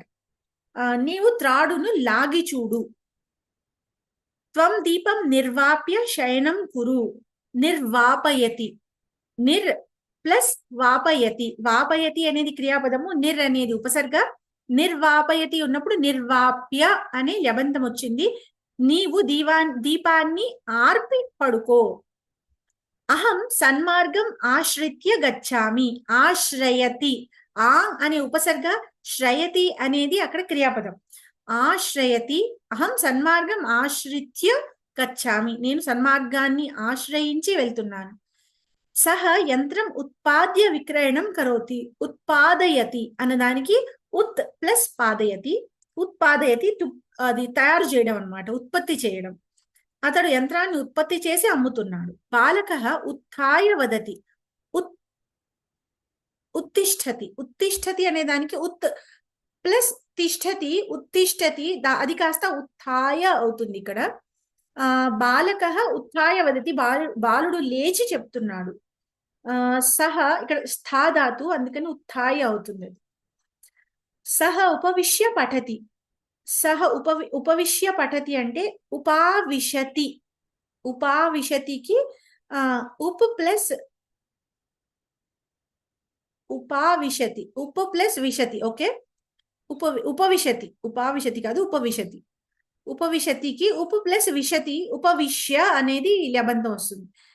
అతడు కూర్చొని చదువుతున్నాడు. కర్మకరి పాత్రం ప్రక్షాళ్య గతవతి. ప్రక్షాళయతి. ప్ర అనేది ఉపసర్గ, క్షాళయతి క్రియాపదము, ప్రక్షాళ్య ల్యబంధము. పని మనిషి పాత్రను కడిగి వెళ్ళింది. సో ఇక్కడ మొత్తానికి ల్యబంధము అంటే త్వా ప్రత్యయం లాంటిదే, కానీ ఉపసర్గ ఉన్నప్పుడు మాత్రము దానికి ల్యప్ అనే ప్రత్యయం వస్తుంది. ఇంకా 3 వాక్యాలు ఉన్నాయి. అర్చక దేవం అలంకృత్య పూజయతి. అలం ప్లస్ కరోతి. అలంకరోతి. అలంకృత్య అనే రూపాన్ని పొందుతుంది. అర్చకుడు దేవుడిని అలంకరించి పూజిస్తున్నాడు. జనాహ క్షీరం ఉష్ణీకరోతి. ఉష్ణీకృత్య పిబంతి. ఉష్ణీకరోతి అంటే వేడి చేయడం. జనులు పాలను వేడి చేసి తాగుతున్నారు. నిర్ధన ధనం వ్యయీకృత్య రోదితి. వ్యయీకరోతి అంటే ఖర్చు పెడతాడు. బీదవాడు ధనం ఖర్చు చేసి ఏడుస్తున్నాడు. వ్యయీకృత్య. కరోతి కృత్య అయింది. సో ఈ విధంగా త్వా ప్రత్యయమును ల్యబంత ప్రత్యయం మనం చెప్పుకున్నాము. ఇప్పుడు మనం పోయిన పాఠం వరకు చతుర్థి విభక్తి వరకు నేర్చుకున్నాము. ఇప్పుడు మనం పంచమి విభక్తి రూపాలని ఈ పాఠంలో చూడబోతున్నాము. పంచమి విభక్తి ఎప్పుడు కూడా అపాదానాన్ని సూచిస్తుంది. అంటే అపాదానం అంటే విశ్లేషణ. అంటే విశ్లేషణ అంటే ఏంటంటే ఒక దాని నుంచి సెపరేషన్. ఇప్పుడు ఒక చెట్టు ఉంది. చెట్టు ఒక మహోదయ చెప్పండి మహోదయ. లాస్ట్ సెంటెన్స్ నిర్ధన ధనం వ్యయీకృత్య రోదితి. రోదితి అనాలంటే రోదతి రోదతి అనొచ్చండి. రోదితి. రోదతి కాదండి, రోదితి అనుకుంటాను. ఒక్కసారి నేను రూపం చెప్తాను, ఒకసారి కరెక్ట్ గా చెప్తాను.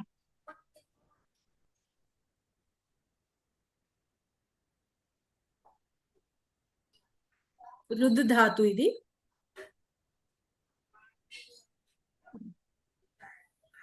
ధాతు పాటు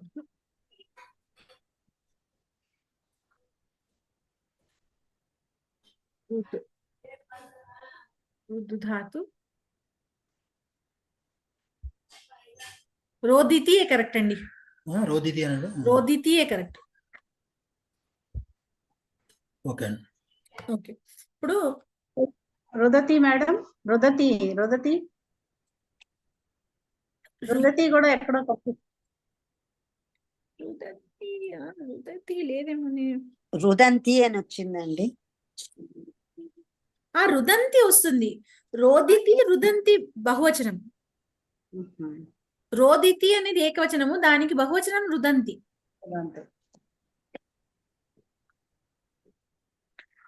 అయితే మీకు పంచమి విభక్తి గురించి చెప్తున్నాను. పంచమి విభక్తిలో విశ్లేషం అంటే సపరేషన్ ఉంటుంది. ఒక స్టేబుల్ గా ఉన్న ఒక పదార్థం నుంచి ఒక వస్తువు నుంచి ఇంకొక వస్తువు వేరుపడుతుంది. ఈ వేరుపడినప్పుడల్లా దేని నుంచి వేరుపడుతోందో ఆ దేనికి ముందు ఉండి దేని నుంచి వేరుపడుతోందో దానికి పంచమి విభక్తి. అంటే ఇప్పుడు ఒక చెట్టు నుంచి ఆకు కింద పడింది అనుకోండి, చెట్టు స్టేబుల్ గా ఉంది, చెట్టు అలాగే ఉంది, ఆకు దాని నుంచి వేరయ్యింది. సో స్టేబుల్ గా ఉన్న చెట్టుకి పంచమి వస్తుంది. వృక్షాత్ పర్ణం పతతి, వృక్షాత్ ఫలం పతతి. ఏది స్టేబుల్ గా ఉన్నది? వృక్షం. వృక్షం స్టేబుల్ గా ఉంది, దానికి వృక్షము నుండి ఆకు పడింది, ఆ స్టేబుల్ గా ఉన్న దాని నుంచి. ఇప్పుడు స్టేబుల్ గా ఉన్నవంటే కదలకుండా ఉన్న వాటికే పంచమి వస్తుందా అంటే అది కూడా కాదు. ఇప్పుడు ఒక గుర్రం మీద ఒక అతను గుర్రం స్వారీ చేసుకుంటూ వెళ్తున్నాడు. ఇప్పుడు అలా ఉన్నప్పుడు ఒక చోట గుర్రం మించి అతను కింద పడిపోయాడు. అప్పుడు కూడా అది స్టేబుల్ గా లేదు, అది కదలకుండా లేదు, అది ఒక చోట ఆగి ఏమీ లేదు, వెళ్తోంది, కానీ దాని నుంచి తను పడిపోయాడు. అప్పుడు వృక్షాత్ సహ పతతి, వృక్షాత్ కదా, అశ్వాత్ సహ పతతి, అశ్వాత్ సహ పతతి. సో అక్కడ కూడా ఏంటంటే దేని నుంచి మనకి సపరేషన్ కనిపిస్తోందో దానికి ఆ మొదటి దేనితో కలిసి ఉందో ఆ వస్తువు, దానికి పంచమి విభక్తి వస్తుంది. సో ఇలా గుర్తుంచుకోండి. ఇప్పుడు ఒక్కసారి చెప్పండి మహోదయ్. ఈ తెలుగులో మనకి విభక్తులకి డోమోవుల్ లాగా వీటికి గుర్తుపెట్టుకోవటానికి అట్లా ఏమన్నా ఉంటాయా మేడం? అట్లా వలనన్ కంటెన్ పట్టి అనేది పంచమి విభక్తి కదా తెలుగులో. మన ఇది నుండి అనేది మనం అక్కడ చెప్పము, మరి నుండి అని అక్కడ మనం చెప్పము. వర్ణన్ కంటెన్ పట్టి అనే చెప్తాము పంచమికి. నుండి చెప్పము, అక్కడైతే నుండి చెప్పము. ఇది ఇదే గుర్తుంచుకోండి. మీరైతే ఒక దాని నుంచి సపరేట్ అవుతోంది, అలాంటప్పుడు మీకు అది పంచమిలో వస్తుంది. అవి కాక ఇంకా కండిషన్స్ ఉన్నాయి, ఇప్పుడు నేను చెప్తున్నాను అవి కూడాను. మనం ఎప్పుడైతే కంపేర్ చేస్తామో రెండు విషయాలను చెప్తున్నప్పుడు దీనికంటే అది మంచిది అని చెప్పామనుకోండి, మన కంటెంట్ అక్కడ కూడా వస్తుంది తెలుగులో, వలనన్ కంటెంట్ పట్టీలో కూడా దీనికంటే అది అని మనం కంపేర్ చేసి చెప్తున్నప్పుడు దేనికంటే అని చెప్తున్నామో దానికి పంచమి విభక్తి వస్తుంది. అవన్నీ మనం ఇప్పుడు నేర్చుకుంటాం. అప్పుడు పంచమి విభక్తి నియమాలు అని 164వ పేజీలో ఉంది. మాలతి గారు మీ పుస్తకంలో మీరు చూసుకోవాలి ఎక్కడో. మరి పంచమి విభక్తి గురించి మొదలయ్యాక ఆ విభక్తి వాక్యాల తర్వాత కనిపించింది పంచమి విభక్తి నియమాలు. ఆ టేబుల్స్ కింద స్టార్ట్ చేస్తున్నాను, ఇప్పుడు చెప్తున్నాను. సామాన్యంగా ఎక్కడైతే ఎడబాటు అంటే విడిపోవటం కనిపిస్తుందో అక్కడ పంచమి విభక్తి వస్తుంది. వృక్షాత్ పర్ణం పతతి అనే ఈ వాక్యంలో ఆకుకు వృక్షానికి ఎడబాటు ఏర్పడింది, అందువలన వృక్ష శబ్దానికి పంచమి విభక్తి వచ్చింది. నుండి అనే అర్థం తెలుస్తూ ఉంది. ఇది క్రియకు సాధనం కానంత వరకు పంచమి విభక్తి అవుతుంది. ఇది సామాన్య నియమం. అది క్రియకు సాధనమైనప్పుడు తృతీయ విభక్తి వస్తుందని తెలుసుకున్నాము.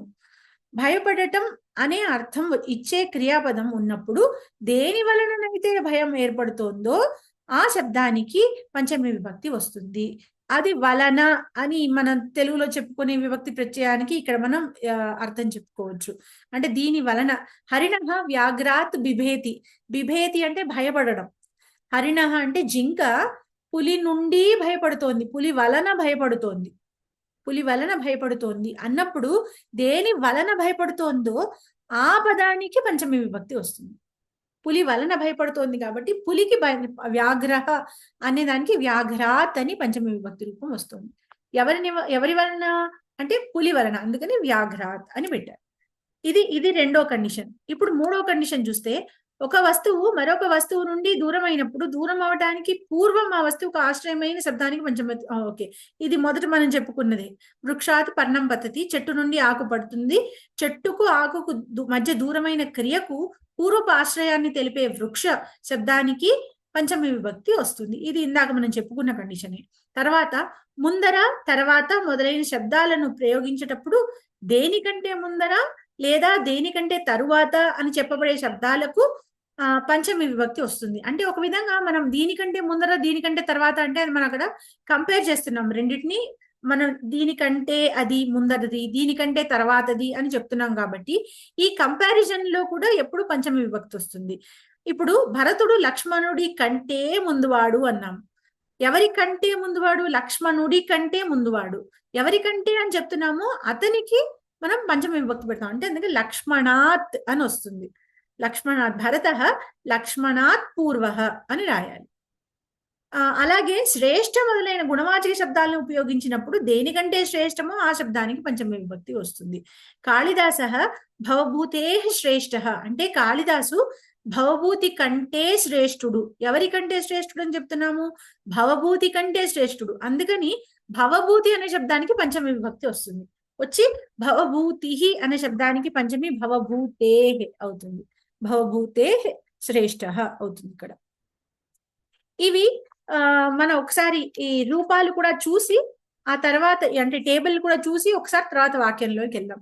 పంచమి విభక్తి రూపాలు కంఠస్థం చేయడం కొరకు అని టేబుల్ ఇచ్చాడు కదా, అక్కడ పుంలింగే అకారాంత రామ శబ్దం అయితే రామాత్ రామైభ్య అంటే అకారాంత పుంలింగ శబ్దాలకు రామాత్ అన్న రూపం ఏకవచనంలో వస్తుంది.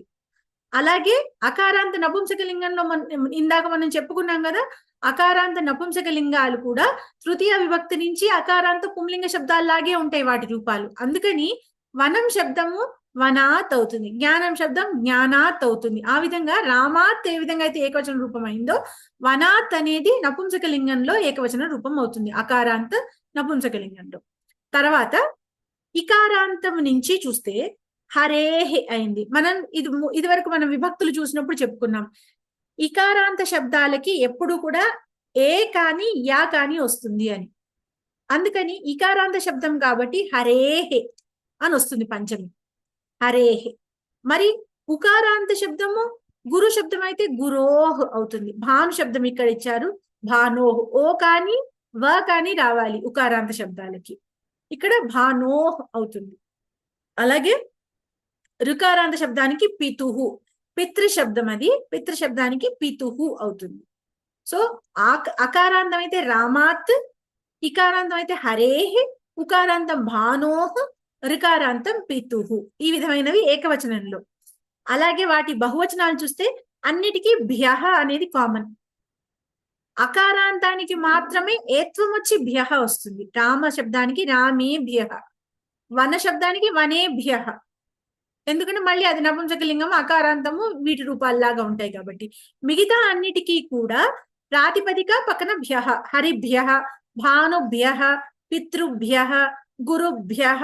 ఈ విధంగా హరి ఇకారాంత శబ్దం హరిభ్యః అయిపోతుంది, గురు ఉకారాంత శబ్దం గురుభ్యః, భాను ఉకారాంత శబ్దం భానుభ్యః, రుకారాంత పితృ శబ్దం పితృభ్యః, ప్రాతిపదిక పక్కన భ్యః. ఇది బహువచన రూపాలకి. తర్వాత నపుంసకలింగంలో చూస్తే స్త్రీలింగంలో చూద్దాం. ఇప్పుడు స్త్రీలింగంలో చూస్తే రమా శబ్దానికి రమాయాహ్ అని వస్తుంది, రమాయాహ్ వస్తుంది. మీకు చాలా మంది వరకు షష్ఠి రూపాలు మీకు దశదిన శిబిరంలో కొంతమంది నేర్చుకుని ఉండొచ్చు. ఆ షష్ఠి రూపాలు ఈ రూపాలు అకారాంత శబ్దాలకి తప్పించి మిగతా అన్నిటికీ కూడా, అకారాంత పుంలింగ శబ్దాలకి నపుంసకలింగాలకి తప్పించి మిగతా అన్నిటికీ కూడా రెండు ఒకటే రూపాలు ఉంటాయి. రమా శబ్దానికి రమాయాహ్. మనం అక్కడ సీతాయాహ్ పతి రామః, సీతాయాహ్ పతి రామః అని వాక్యాలు చదువుకుని ఉంటాము. సీతాయాహ్ అనే షష్ఠి అక్కడ చదువుకున్నది. అదే రూపం ఇక్కడ రమాయాహ్ సీతాయాహ్ పంచమిలో కూడా వస్తుంది. రమాయాహ్ అనేది ఏకవచనము. మతికి కూడా మతి శబ్దానికి మత్యాహ్ అని రాయొచ్చు ఒకటి. ఇంకొకటి అంటే ఇప్పుడు మతి ఇకారాంత శబ్దాలు స్త్రీలింగంలో ఎప్పుడు కూడా ఏంటంటే ఇటు ఇకారాంత పుంలింగ శబ్దాల రూపాలు ఉంటాయి, అలా అని స్త్రీలింగానికి సరిపడే రూపాలు కూడా ఉంటాయి. ఇప్పుడు మతి శబ్దానికి రెండు రూపాలు ఉన్నాయి షష్ఠిలో. మత్యాహ్ అంటే రమాయాహ్ లాగా మత్యాహ్ అనే రూపం ఉంటుంది. హరేహ్ అనే హరి శబ్దం రూపం లాగా మతేహ్ అనే రూపం కూడా ఉంది. రెండు విధాలుగాను అది రాయొచ్చు స్త్రీలింగ శబ్దాలకి. తర్వాత ఈకారాంతం రమాయాహ్ లాగా లేఖనీకి లేఖన్యాహ్, రమాయాహ్ లాగా లేఖన్యాహ్. ఉకారాంత ధేను శబ్దానికి ధేన్ వాహ్. ఉకారాంతానికి ఎప్పుడు కూడా ఓ గాని వా కానీ రావాలి, అందుకని ధేన్ వాహ్ వచ్చింది. రికారాంత పితు శబ్దం లాగా మాతుహు అయింది, పితృ శబ్దం లాగా మాతృ శబ్దం కూడా పితుహు మాతుహు అయింది. ఈ బహువచనాల్లో అన్నిట్లోకి కూడా ప్రాతిపదిక భ్యః. రమా శబ్దానికి రమాభ్యః, మతి శబ్దానికి మతిభ్యః, లేఖనీ శబ్దానికి లేఖనీభ్యః, ధేను శబ్దానికి ధేనుభ్యః, మాతృ శబ్దానికి మాతృభ్యః. ఈ విధంగా స్త్రీలింగ బహువచనాల్లో ప్రాతిపదిక రాయడము, పక్కన భ్యః పెట్టేయడం, అంతే, చాలా సింపుల్. తర్వాత నపుంసకలింగాల్లో మనం వనాత్ వనేభ్యః చూసాము ఆల్రెడీ. దధి శబ్దానికి దధ్నః దధిభ్యః. దధి అనేది ప్రాతిపదికకి భ్యః పెట్టేస్తే బహువచన రూపం వస్తుంది, అయితే దధ్నః అనేది ఏకవచన రూపం. మధుకి కూడా మధునః అనేది ఏకవచనంలో, మధుభ్యః అనేది బహువచనంలో వచ్చేస్తుంది. సో మీకు అన్నిట్లోకి కూడా బహువచనము కేవలము అకారాంత పుంలింగ అకారాంత నపుంసకలింగాల్లో తప్పించి మిగతా అన్నిటికీ కూడా ప్రాతిపదికను పెట్టడము, పక్కన భ్యః అని రాయడమే పంచమి బహువచనం. ఓన్లీ అకారాంతాల్లో మాత్రము రామేభ్యః వనేభ్యః అని ఏత్వం వచ్చి భ్యః వస్తుంది. ఇక్కడ వరకు ఏమైనా డౌట్స్ ఉన్నాయా? దధి అంటే ఏమిటంటే పెరుగనా? పెరుగండి, పెరుగు. దధి అంటే పెరుగు. అస్తు. తర్వాత సర్వనామ శబ్దాలు. సర్వనామ శబ్దాల్లో మనం ఎప్పుడు చూస్తున్నవి దకారాంత తద్శబ్దం. తద్శబ్దం పుంలింగంలో అయితే సహ తౌతే ఉంది కదా, దానికి సహకి రామాత్ ఎలా ఉంది, ఇక్కడ తస్మాత్ అనే రూపం ఇక్కడ వస్తుంది. రామేభ్యః లాగా తేభ్యః. అలాగే స్త్రీలింగ పదానికి రమాయాహ్ లాగా తస్యాహ్, రమాభ్యః లాగా తాభ్యః. నపుంసకలింగంలో పుంలింగ రూపాలే సేమ్ ఉంటాయి కదా, సో తస్మాత్ తేభ్యః. మరి దకారాంత ఏతద్ శబ్దానికి తస్మాత్ తేభ్యః ఉన్నట్టు ఏతస్మాత్ ఏతేభ్యః. స్త్రీలింగంలో ఏతస్యాహ ఏతాభ్యః, తేభ్యః పుంలింగము, తాభ్యః స్త్రీలింగం. ఇది గుర్తుంచుకోండి. ఏత్వం ఎప్పుడు కూడా మనకి పుంలింగాల్లోనే వస్తుంది. సప్తమి బహువచనంలో కూడా మనకి అలాగే వస్తుంది. రామేషు వస్తుంది, ఇక్కడ రమాసు వస్తుంది, ఇక్కడ వస్తుంది స్త్రీలింగంలో, ఏమో పుంలింగంలో వస్తుంది రూపాల్లో. సరే, తర్వాత స్త్రీలింగంలో ఏతస్యాహ ఏతాభ్యః, నపుంసకలింగానికి పుంలింగ రూపాలే ఏతస్మాత్ ఏతేభ్యః. కిం శబ్దానికి కూడా మరి ఇలాంటి రూపాలే, తస్మాత్ తేభ్యః లాగా కస్మాత్ కేభ్యః. స్త్రీలింగంలో కస్యాహ కాభ్యః, నపుంసకలింగం కస్మాత్ కేభ్యః. దకారాంతః త్రిలింగకః అస్మద్ శబ్దః. అస్మద్ శబ్దః అంటే అహం అహం ఆవాం వయం. దీనికి మత్ అనేది ఏకలింగము, ఏకవచనము, అస్మత్ అనేది బహువచనం. మత్ అనేది ఏకవచనము, అస్మత్ అనేది బహువచనం. యుష్మత్ శబ్దానికి త్వత్ యుష్మత్. సో ఈ విధంగా సర్వనామ శబ్దాలకు కూడా రూపాలు ఉంటాయి. వీటి వాక్యాలు ఒక్కసారి చూసి మనం వాటిని ఇంకొంచెం అర్థం చేసుకునే ప్రయత్నం చేద్దాం. పంచమి విభక్తి వాక్యాలు. వృక్షాత్ పర్ణం అపతత్. చెట్టు నుండి ఆకు పడింది. ఇక్కడ ముందర అంటే విడిపోక ముందు దేనికి ఉందో ఆ వృక్ష శబ్దానికి పంచమి వచ్చింది. వృక్షేభ్యః ఫలాని పతంతి. చెట్ల నుండి పండ్లు పడుతున్నాయి. గ్రామీణః గ్రామాత్ ఆగచ్చతి. గ్రామీణుడు గ్రామము నుండి వస్తున్నాడు. గ్రామం అక్కడే ఉంది, అతను అక్కడి నుంచి వస్తున్నాడు. దేవతాహ్. దేవతాహ్లో విసర్గ లేకపోతే పెట్టుకోండి అక్కడ విసర్గ. దేవతాహ్ బహువచనం అది. దేవతాహ్ స్వర్గాత్ ఆగచ్చంతి. దేవతలు స్వర్గం నుండి వస్తుంటారు. నిర్జరః. నిర్జరః అంటే వాటర్ ఫాల్, సెలయేరు. నిర్జరః పర్వతాత్ ప్రవహతి. సెలయేరు పర్వతం నుండి ప్రవహిస్తున్నది. ఇక్కడ వరకు మన అన్ని ఇందాక మనం చూసిన కండిషన్స్ లో రెండవ కండిషన్ అంటే ఒక వస్తువు మరొక వస్తువు నుండి దూరమైనప్పుడు దూరం అవటానికి పూర్వం ఆ వస్తువుకు ఆశ్రమైన శబ్దానికి పంచమి వస్తుంది అని చూసాం కదా. ఆ రెండవ కండిషన్ ప్రకారం ఈ 5 వాక్యాలు, ఇప్పుడు మనం చదువుకున్న 5 వాక్యాలు ఆ రెండవ కండిషన్ కి. ఇప్పుడు చూడండి, ఇప్పుడు ఉన్నవి ఓకే. గౌరీ ఆలస్యాత్ న పఠతి. గౌరీ బద్ధకము వలన చదవదు. నార్యః ఆతపాత్ గ్లాయంతి. స్త్రీలు ఎండ వలన అసక్తులగుతున్నారు. తరుణ్యః కౌముద్యాః నందంతి. కౌముదీ శబ్దం అది గౌరీ శబ్దం లాగా. కౌముద్యాః గౌర్యాః అన్నట్టు కౌముద్యాః. యువతలు వెన్నెల వలన ఆనందిస్తున్నారు. జంతవః సూర్యాత్ జీవంతి, జంతువులు సూర్యుడి వలన జీవిస్తున్నాయి. అంటే దేని వలన ఇది అవుతోంది అనే హేతువుని చెప్పినప్పుడు చెప్పే వాక్యాలు ఇవి. దేని వలన అని చెప్పేటప్పుడు చెప్పే వాక్యాలు ఇవి. ఈ 6 నుంచి 9 వరకు. తర్వాత 10 నుంచి భయపడడం గురించి, ఎవరి నుండి భయపడుతున్నారో వాళ్ళకి పంచమి వస్తుందని చెప్పుకున్నాం కదా, మొదటి కండిషన్ మనం పంచమి విభక్తి నియమాల్లో. అవి ఇక్కడ 10 నుంచి 13 వరకు.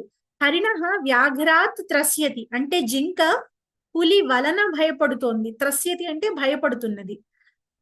భయపడుతున్నాయి, త్రస్యంతి కాబట్టి. సారీ, హరిణః వ్యాఘ్రాత్ త్రస్యతి, భయపడుతున్నది. వ్యాఘ్రాత్ పులి నుండి, పులి వలన భయపడుతోంది కాబట్టి వ్యాఘ్రాత్ అని దానికి పంచమి వచ్చింది. గజాహ సింహాత్ త్రస్యంతి, ఏనుగులు సింహము వలన భయపడుతున్నాయి.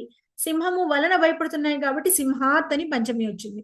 నార్యః సర్పాత్ అత్రస్యన్, స్త్రీలు పాము వలన భయపడ్డారు. సో సర్పాత్ అని పంచమి వచ్చింది. అత్రస్యన్ భూతకాలం. అహం చోరేభ్యః అత్రస్యం, నేను దొంగల వలన భయపడ్డాను. ఇక్కడికి భయపడడములు ఎవరి నుంచి భయపడుతున్నామో వారికి పంచమి వస్తుంది అని చెప్పే కండిషన్ కి సంబంధించిన వాక్యాలు ఇవి.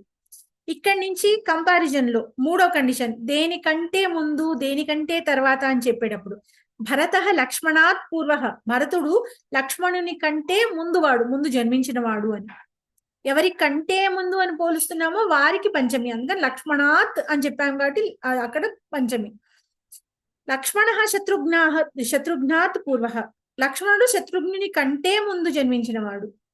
వైశాఖః చైత్రాత్ పరః, వైశాఖము చైత్రము తరువాతది, అంటే చైత్రమాసము కంటే తర్వాతది, అందుకని చైత్రాత్ అని వచ్చింది.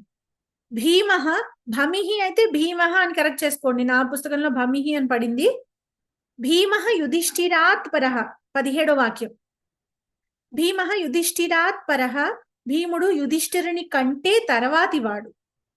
సో ఈ విధంగా ముందువాడు తర్వాత వాడు, ముందుది తర్వాతది అని చెప్పేటప్పుడు దేనికంటే ముందుదో దేనికంటే తర్వాతదో ఆ పదానికి పంచమి వస్తుంది. తర్వాత ఇక్కడ వరకు 3వ కండిషన్. తర్వాత 4వ కండిషన్ 18వ వాక్యం నుంచి, అంటే రెండింటిని పోలుస్తున్నారు. ఏది ఉత్తమమైనది, ఏది శ్రేష్టతరమైనది, ఏది విస్తృతమైనది, ఈ విధంగా పోలుస్తున్నారు.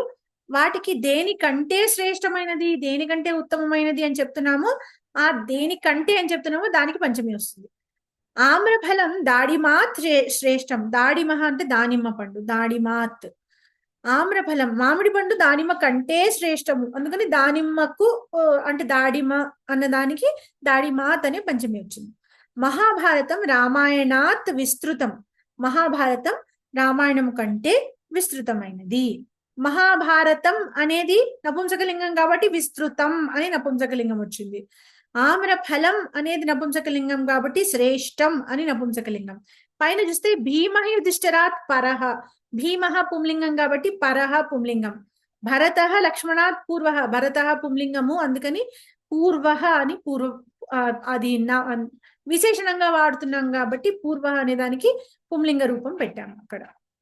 సో మహాభారతం రామాయణాత్ విస్తృతం అయిపోయింది కదా. కాళిదాసః భవభూతేః శ్రేష్టః, ఇందాక చెప్పాను కదా భవభూతి అనేది హరి శబ్దం లాంటిది, అందుకని భవభూతేః అని పంచమి శబ్దం, పంచమి రూపాన్ని ప్రయోగించాం ఇక్కడ. కాళిదాసః శ్రేష్టః పుంలింగం, కాళిదాసు భవభూతి కంటే శ్రేష్ఠుడు. సో ఈ విధంగా పంచమి విభక్తిలో వాక్యాలు వస్తాయి, పంచమి విభక్తిలో రూపాలు ఉంటాయి. అయితే ఒకటి మనం ఏంటంటే ఇక్కడ తసిల్ ప్రత్యయం అంటారు. అంటే మనం ఇది కూడా దశదిన శిబిరంలో నేర్చుకున్నాము. తతః, అతః, ఇతః ఈ విధమైన ప్రయోగాలు ఉన్నాయి. విద్యాలయతః గృహం గచ్చతి, ఈ విధమైన రూపాలు మనం దశదిన శిబిరంలో ప్రాక్టీస్ చేసాం. ఈ తహ అనేది కూడా అక్కడి నుండి అని ప్రయోగిస్తాము, దాన్ని తసిల్ ప్రత్యయం అంటారు. అయితే అక్కడ తసిల్ ప్రత్యయాన్ని ఎప్పుడు వాడతాము అంటే ఓన్లీ ఏకవచనం ఉన్నప్పుడే ప్రయోగిస్తాం.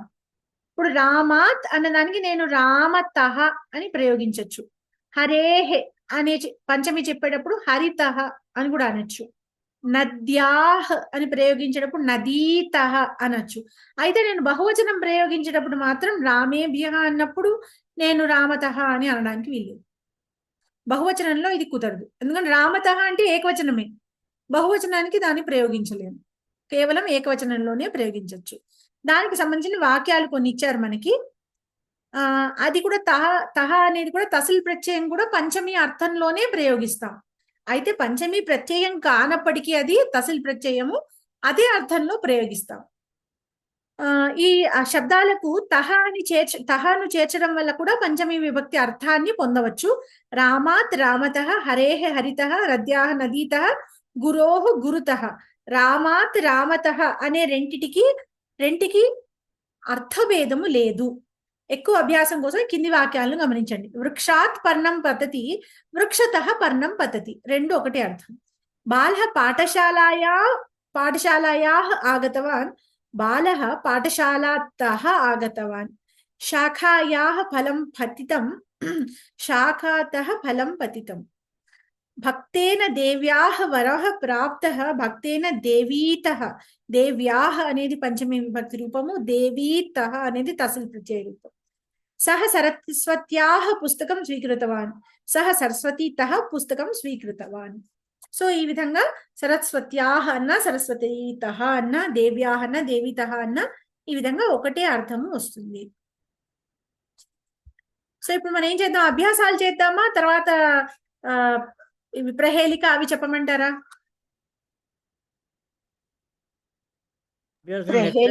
చేద్దాం మేడం. ఏంటండి? అభ్యాసం నెక్స్ట్ క్లాస్ లో చేద్దాం. ఓకే సరే, అయితే అభ్యాసం నెక్స్ట్ క్లాస్ లో చేద్దాం. అయితే ప్రహేళిక చెప్పేస్తాను. ప్రహేళిక అవి కొన్ని అయినంత వరకు చూద్దాం, ఇంకా అరగంట ఉంది కదా.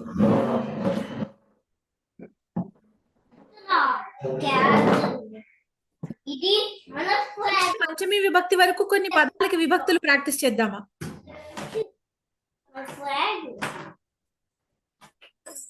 చేద్దామండి, విభక్తులు ప్రాక్టీస్ చేయవచ్చు. సరే, అయితే మీరు శైలజ గారు ఇది కదా, నదీ శబ్దానికి నాకు పంచమి విభక్తి వరకు ప్రథమ విభక్తి నుంచి రూపాలు చెప్పండి. నేను చూసి చెప్పగలుగుతాను, చూడకుండా ముందు చూడకుండా ప్రయత్నించండి. Okay okay. ప్రథమ విభక్తి వచ్చు కదా, చెప్పండి. నది, నది, నది, నదియ, అంతే కదండి. ద్వివచనం నది, నది, నదియ. ద్వివచనం వచ్చేటప్పటికి నదీం వస్తుందండి. నదీం గౌరీ శబ్దం లాగా నది. అదే నదీం, నద్యౌ, నదీహి, కరెక్టేనండి. మీరు ఇప్పుడు ద్వితీయ విభక్తి చెప్పారా?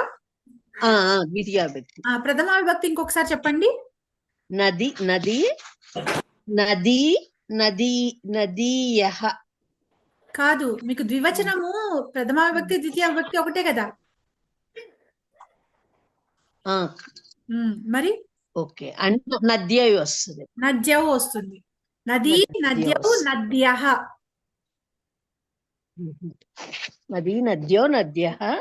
నదీం, నద్యౌ, నద్యః, కరెక్టే. తర్వాత నదీహి ద్వితీయ విభక్తి బహువచనం ఏంటండి? ద్వితీయ విభక్తి రూపాలు ఏకవచనంలో నదీం, నద్యౌ ద్వివచనం, నదీహి బహువచనం. అవును, నదీహి. అవును, అది మీరు నదీహి చెప్పలేదు.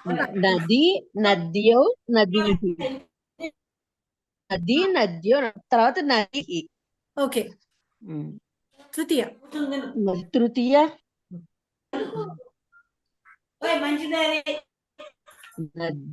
నదియా, నదియా వస్తుంది.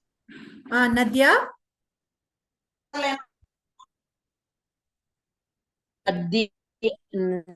నదీభ్యాం, నద్య, నదీభ్యాం,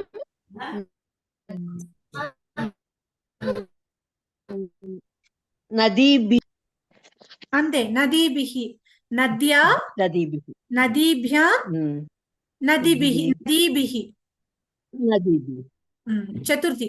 ఇప్పుడు ఇది నదియే వస్తుంది. నదియే నది, చతుర్థి నదియే నద్యై నద్యై నదీభిహి. నద్యై అండి చతుర్థి ఏకవచనం. నదీభిహి ఫస్ట్ నద్యై, నదీభ్యాం నదీభిహి. నదీభ్యః చతుర్థిలో మాట రావట్లేదండి, వినిపించట్లేదా నేను మాట్లాడుతున్నది? కరెక్ట్. నదీభ్యః. చెప్పండి. మీది వినిపిస్తుంది, నాది మీకు వినిపిస్తుందా లేదా? బ్రేక్స్ తో వస్తోంది, పర్వాలేదు చెప్పండి. నద్యై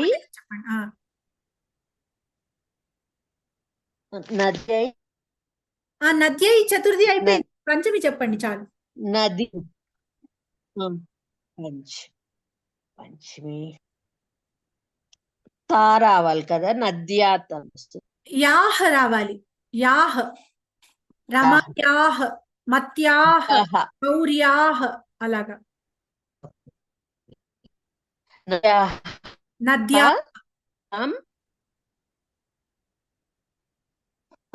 అదే చెప్పాను. నద్యాహ నదీభ్యాం, నదీభ్యాం ఇది కూడా నది నది నదీభిః నదీభ్యః నదీభ్యః. అది కన్ఫ్యూజ్ వస్తుంది. నదీభిః తృతీయకు వస్తుంది, నదీభ్యః అనేది చతుర్థికి పంచమికి వస్తుంది.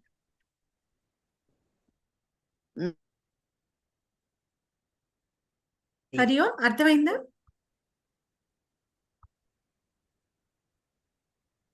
అర్థమైందండి, అర్థమైంది. అస్తు, ఉత్తమం ఉత్తమం మహోదయ, అర్థమైందండి. ఉత్తమం మహోదయ. రాంబాబు మహోదయ మీరు ఏమైనా ప్రయత్నిస్తారా?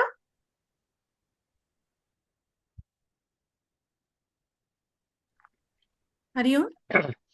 విభక్తులు మేడం, ప్రయత్నిస్తారా? విభక్తులు కదండి. నేను పదం ఇస్తాను.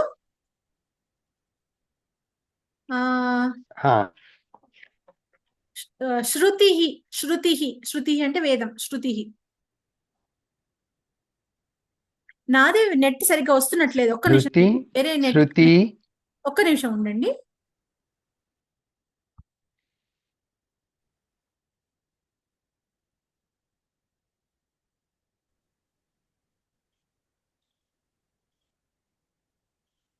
ఇప్పుడు క్లియర్ గా ఉందా అండి నేను మాట్లాడేది? ఇప్పుడు క్లియర్ వస్తుంది. ఓకే. శృతి శబ్దం చెప్పండి. శృతి, శృతి, శృతయః. శృతి, శృతి, శ్రుతయః. శృతిం, శృతి, శృతీన్. శృతిం, శృతి, శృతీః. శృతీన్ కదా లాస్ట్, ఇది బహువచనం, స్త్రీలింగ శబ్దం. ఓకే. శృతిం.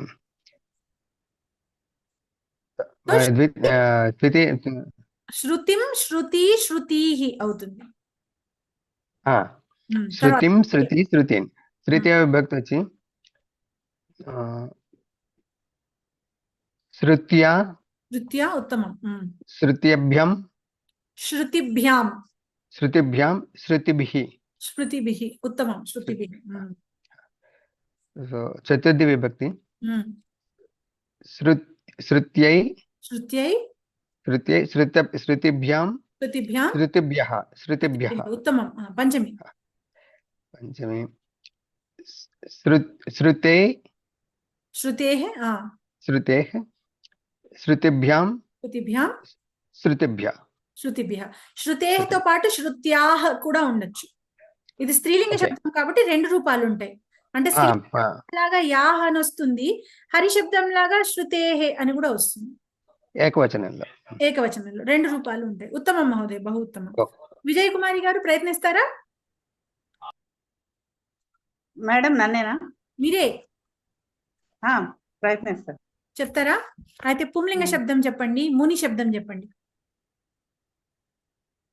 ముని, ముని, మునయః. ఉత్తమం. ముని, ముని, మునీః. మునీన్, మునీన్. మునీనా? పుంలింగంలో మునీన్. మునీన్. మునయ, మునిభ్య, మునీభి, మునైః. ఏకవచనం తప్పు. మునయ ఆహా తృతీయ ఏకవచనం. మునిన మునిన ఉత్తమం. మునిన మునిన మునిభ్యం మునిభిః మునిభిః ఉత్తమం. చతుర్థిలో మునయే మునిభ్యం మునిభ్యః. పంచమి మునేః మునేః మునిభ్యం మునిభ్యః. ఉత్తమం ఉత్తమం మహోదయ, చాలా బాగా చెప్పారు.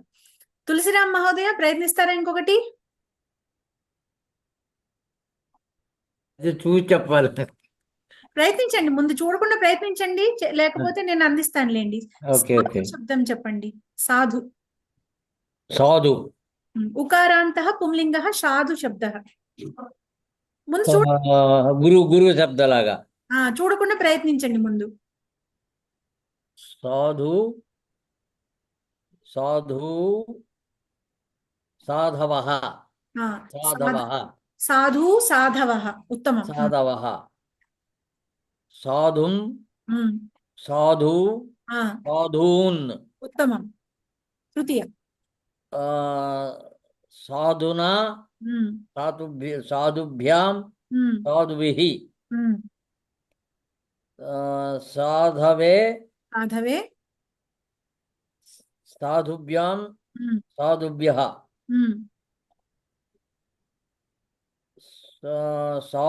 సాధోః సాధుభ్యాం సాధుభ్యః.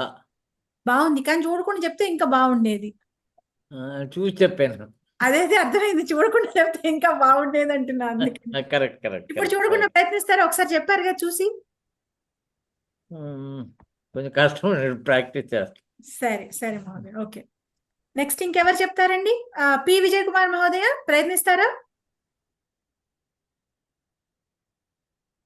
పి విజయ్ కుమార్ మహోదయ చెప్తాను.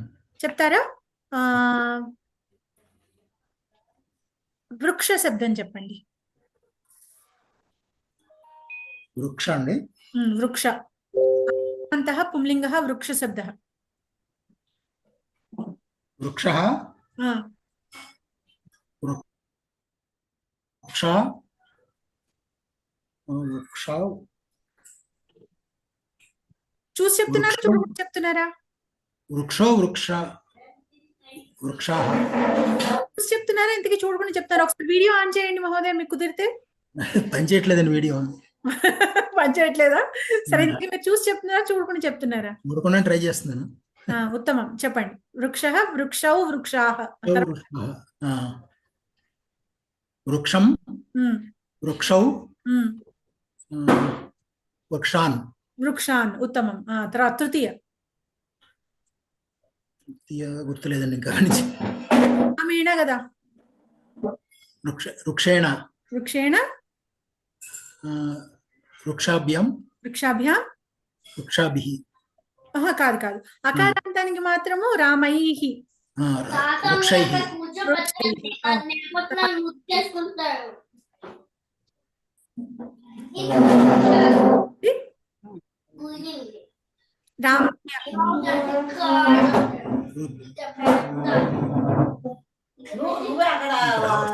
గుర్తు రావట్లేదు. వృక్షాయ అండి. వృక్షాయ చతుర్థి ఏకవచనం. వృక్షాయ వచనం వృక్షాభ్యాం వృక్షాభ్యాం. బహువచనంలో వృక్షేభ్యః వృక్షేభ్యః. అకారాంతానికి మాత్రం పంచమి. మరి ఇప్పుడు వాక్యాలు చూసాం కదా. పర్ణం పద్ధతి ఎక్కడి నుంచి? పర్ణం పద్ధతి. వృక్షాత్ వృక్షాత్. వృక్షాభ్యాం వృక్షాభ్యాం. బహువచనం వృక్షేభ్యః. వృక్షేభ్యః. ఉత్తమం ఉత్తమం మహోదయ, బాగా చెప్పారండి. ప్రాక్టీస్ చేయండి ఇంకొంచెం. అస్తు. ఇంకా నెక్స్ట్ ఎవరు చెప్తారు? శారదా వేద విద్యాలయం పిల్లలు ఎవరైనా చెప్తారా? చెప్తారా? ఏ శబ్దం? అకారాంతం ఇకారాంతం మీరే చెప్పండి. జకారాంతః పుల్లింగః వణిజ్ శబ్దః. వణిజౌ వణిజః. ఏ వణిజ్ కెమెరా అమ్మా ఒకసారి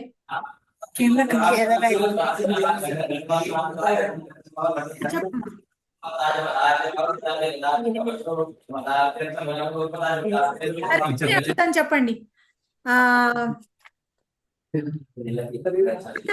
పుల్లింగ పతి శబ్ద చెప్పండి.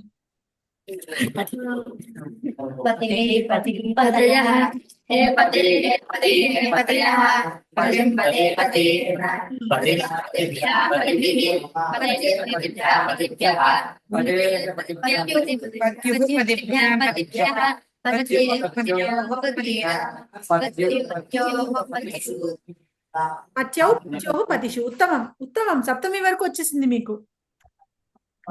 బహు ఉత్తమం. తర్వాత ఇంకొక రెండు చెప్తారా?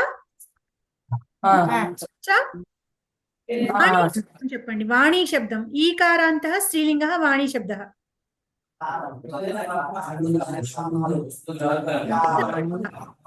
వాణి వాణ్యో వాణ్యః హే వాణ్యో వాణ్యః హే వాణి హే వాణ్యో హే వాణ్యః వాణి వాణ్యో వాణ్యః వాణ్యో వాణిభ్యః వాణిభిః వాణ్యేభ్యః వాణిభ్యః వాణ్యాః వాణిభ్యః వాణిభ్యః వాణ్యాః వాణ్యోః వాణీనాః వాణ్యాః వాణ్యోః వాణీషు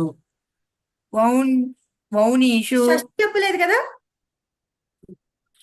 షష్ఠి ఒకసారి చెప్పండి. షష్ఠి సప్తమి మళ్ళీ చెప్పండి. వాణ్యాః వాణ్యోః వాణీనాః. ఓకే. సప్తమి వాణ్యోః వాణీషు. ఉత్తమం. బహు ఉత్తమం. బహు ఉత్తమం. తర్వాత నపుంసకలింగం ఒకటి చెప్పండి. వారి శబ్దం చెప్పండి. వారి వారిణి వారిణి హే వారి హే వారి హే వారిణి వారి వారిణి వారిణి వారిభ్యాం వారిభిః వారినే వారిభ్యాం వారిభ్యః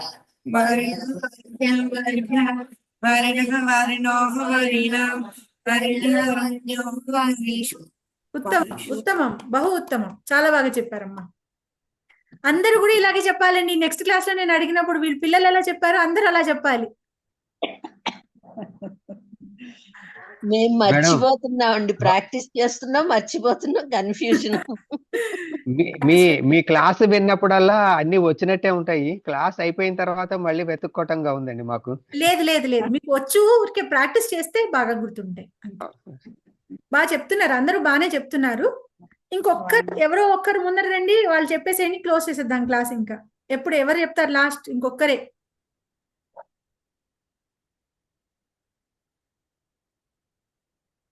ఎవరు ముందర రావట్లేదు. మేడం నేను చూసి చెప్పమంటే చెప్తాను. ఏదైనా ఇవ్వండి, నాకు కూడా ప్రాక్టీస్ అవుతుంది. సరే చెప్పండి. అయితే మధు శబ్దం చెప్పండి. మధు అంటే ఉకారాంత కదండి. మధు వద్దు. మధు చూసి నాకు అంబు శబ్దం చెప్పండి. ఏంటండి?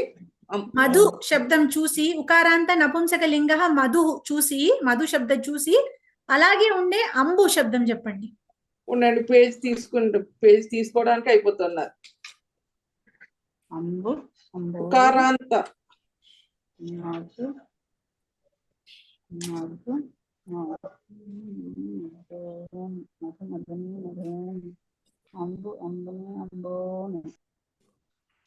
చెప్పాలి మాలతి గారు తొందరగా. ఉండండి మేడం, పేజే రావట్లేదు నా దాంట్లో. సరే మీ ఎదురుగా ఏమని చెప్పండి, అదే అడుగుతాను. పేజీ తేడాలు వచ్చేస్తుంటే అసలు పట్టుకోలేకపోతున్నాను. సరే సర్వనామ శబ్దం చెప్పండి. అయితే సర్వనామ శబ్దాలు తీయండి. చివరికి ఉంటాయి చూడండి. సర్వనామ శబ్దాలు తీసి నాకు మకారాంత.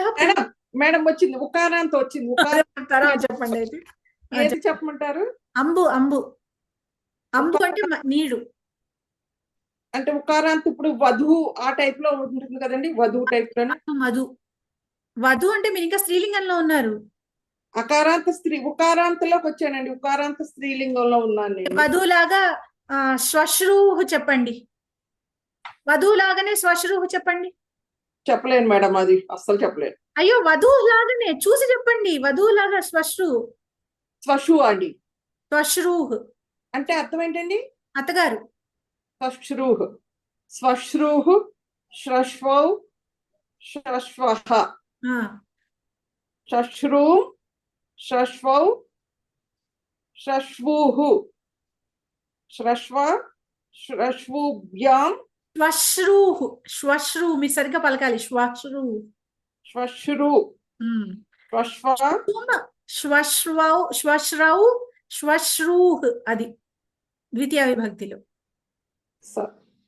सश्रूं श्श्वौ श्श्वुः శ్వశ్రూః श्श्व श्श्वाभ्यां श्श्वुभिः శ్వశ్రుభిః श्श्वौ శ్వశ్రైః వైః श्श्वै వై విసర్గ లేదు శ్వశ్రై श्श्वै श्श्व श्श्वुभ्यां श्श्वुभ्याः భ్యః श्श्वुभ्याः భ్యః దీర్ఘం లేదు भ्यः ओके श्श्वाः श्श्वुभ्यां श्श्वुभ्याः భ్యః श्श्वुभ्याः భ్యః దీర్ఘం లేదు ओके श्श्वुभ्यः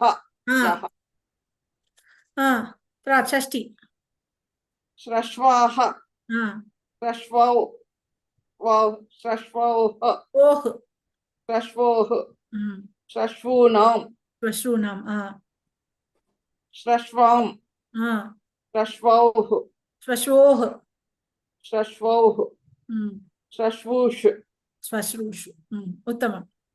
థ్యాంక్ యూ మేడం. సరే అయితే ఇంక ఇవాళ మరి ఏకతా మంత్రం ఎవరు పాడతారు? నేను చూసి పాడతాను మేడం. అదే దీంట్లో తప్పులు వస్తే పర్వాలేదా? మధ్యలో స్క్రీన్ షేర్ చేస్తాను, చెయ్యండి.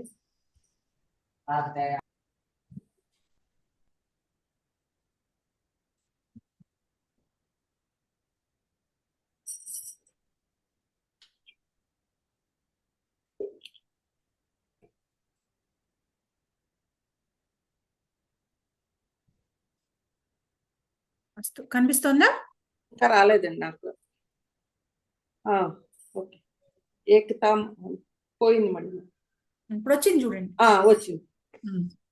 యం వైదిక మంత్ర దృశ పురాణాః ఇంద్రం యమం మాతరిష్వానమాహుః